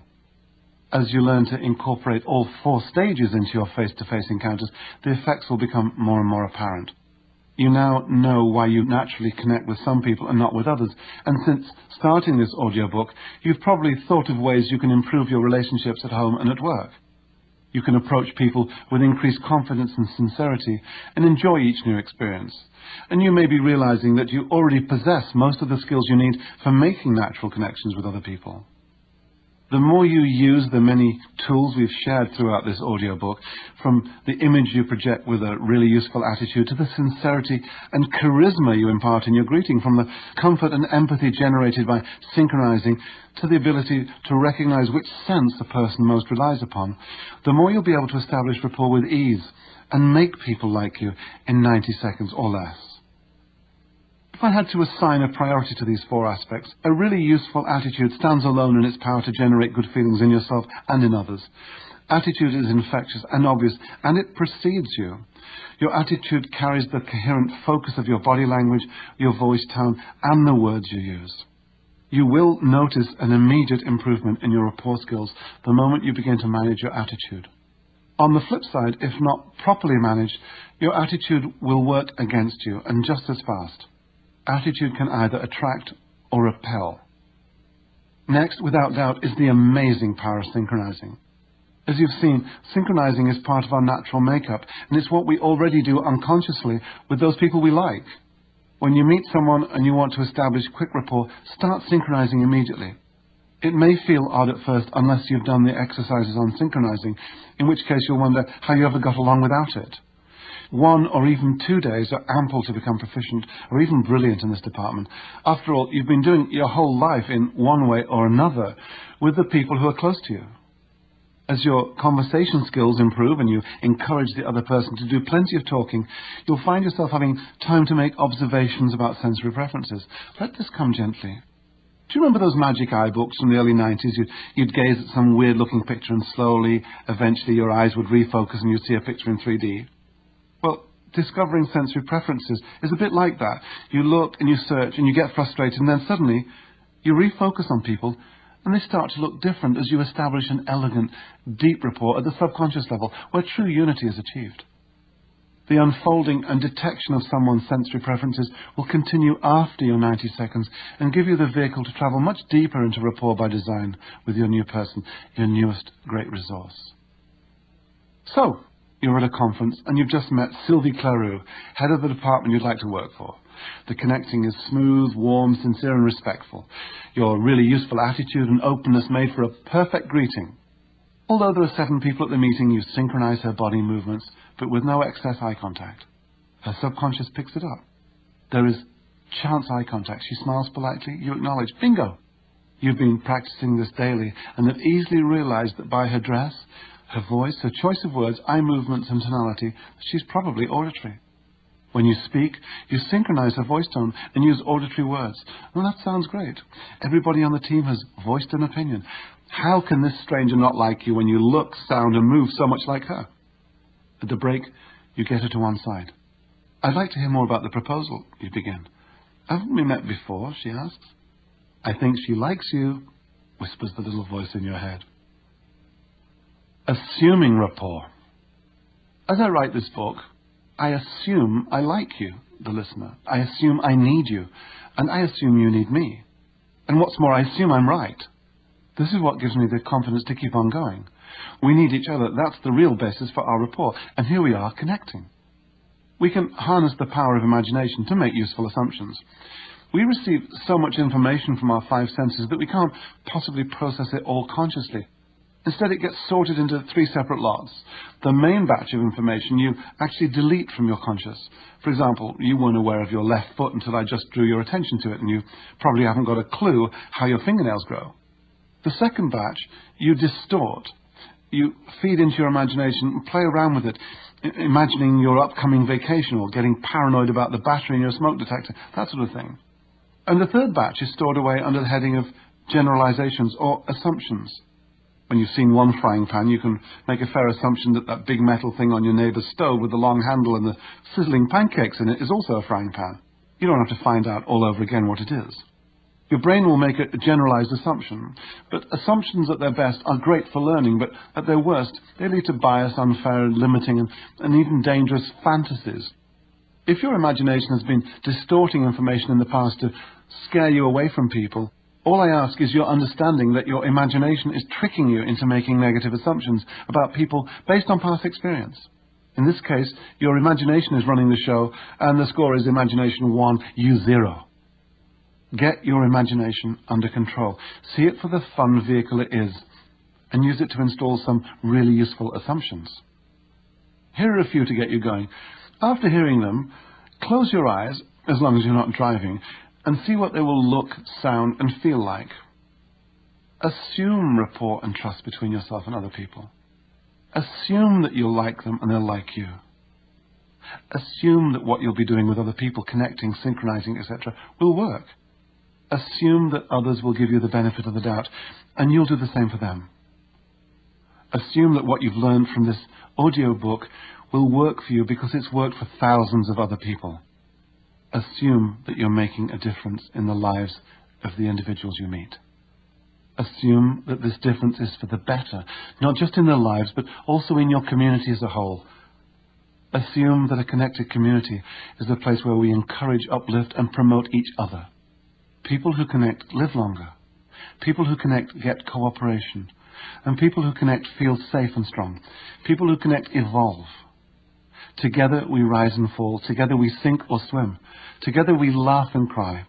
And when all is said and done, it's people that make the hard times bearable and the good times much, much sweeter. In closing, here's a modern-day parable. Lately, I've been giving a lot of talks to high school students. Many of them are looking for part-time or summer employment, and they need to sharpen their job-seeking and people skills. I'll never forget one particular student who sullenly interrupted my talk. "Hey man, I've gone to a lot of job interviews and they never hire me," he griped. "I tried at the grocery store, the drugstore, and an office." Other students around him began to snicker. The reason was pretty clear. The young man was wearing torn army pants, a t-shirt with the words "Rancid" splashed across the front. That's the name of a thrash punk band. His left ear was pierced in 3 places, and he had a nose ring too. But even more to the point, he sported a bright green mohawk that stood up 6 inches high on his otherwise shaved head. "What do you want?" I asked him. "Well, a job. What do you think?" "Have you thought of changing what you're doing to get it?" He glared at me, his arms crossed tightly over his chest. "Changing what?" "Well, how about the way you look?" I asked. "No way, man. If they don't like how I look, that's discrimination." "Look, I see your point," I said. He was obviously visual. "But we both know how the world works. So what do you want? The job or the haircut?" There was a long silence. Finally uncrossed his arms and rolled his eyeballs upwards. "Well, the job, I guess," he muttered. Some of the other students laughed good-naturedly. Then slowly he began to laugh too. Then we all laughed, because, that's what it's all about. This book is about connecting with other people, because other people are our greatest resource. We can't live without other people. We can't die without other people. When other people like you, they see the best in you.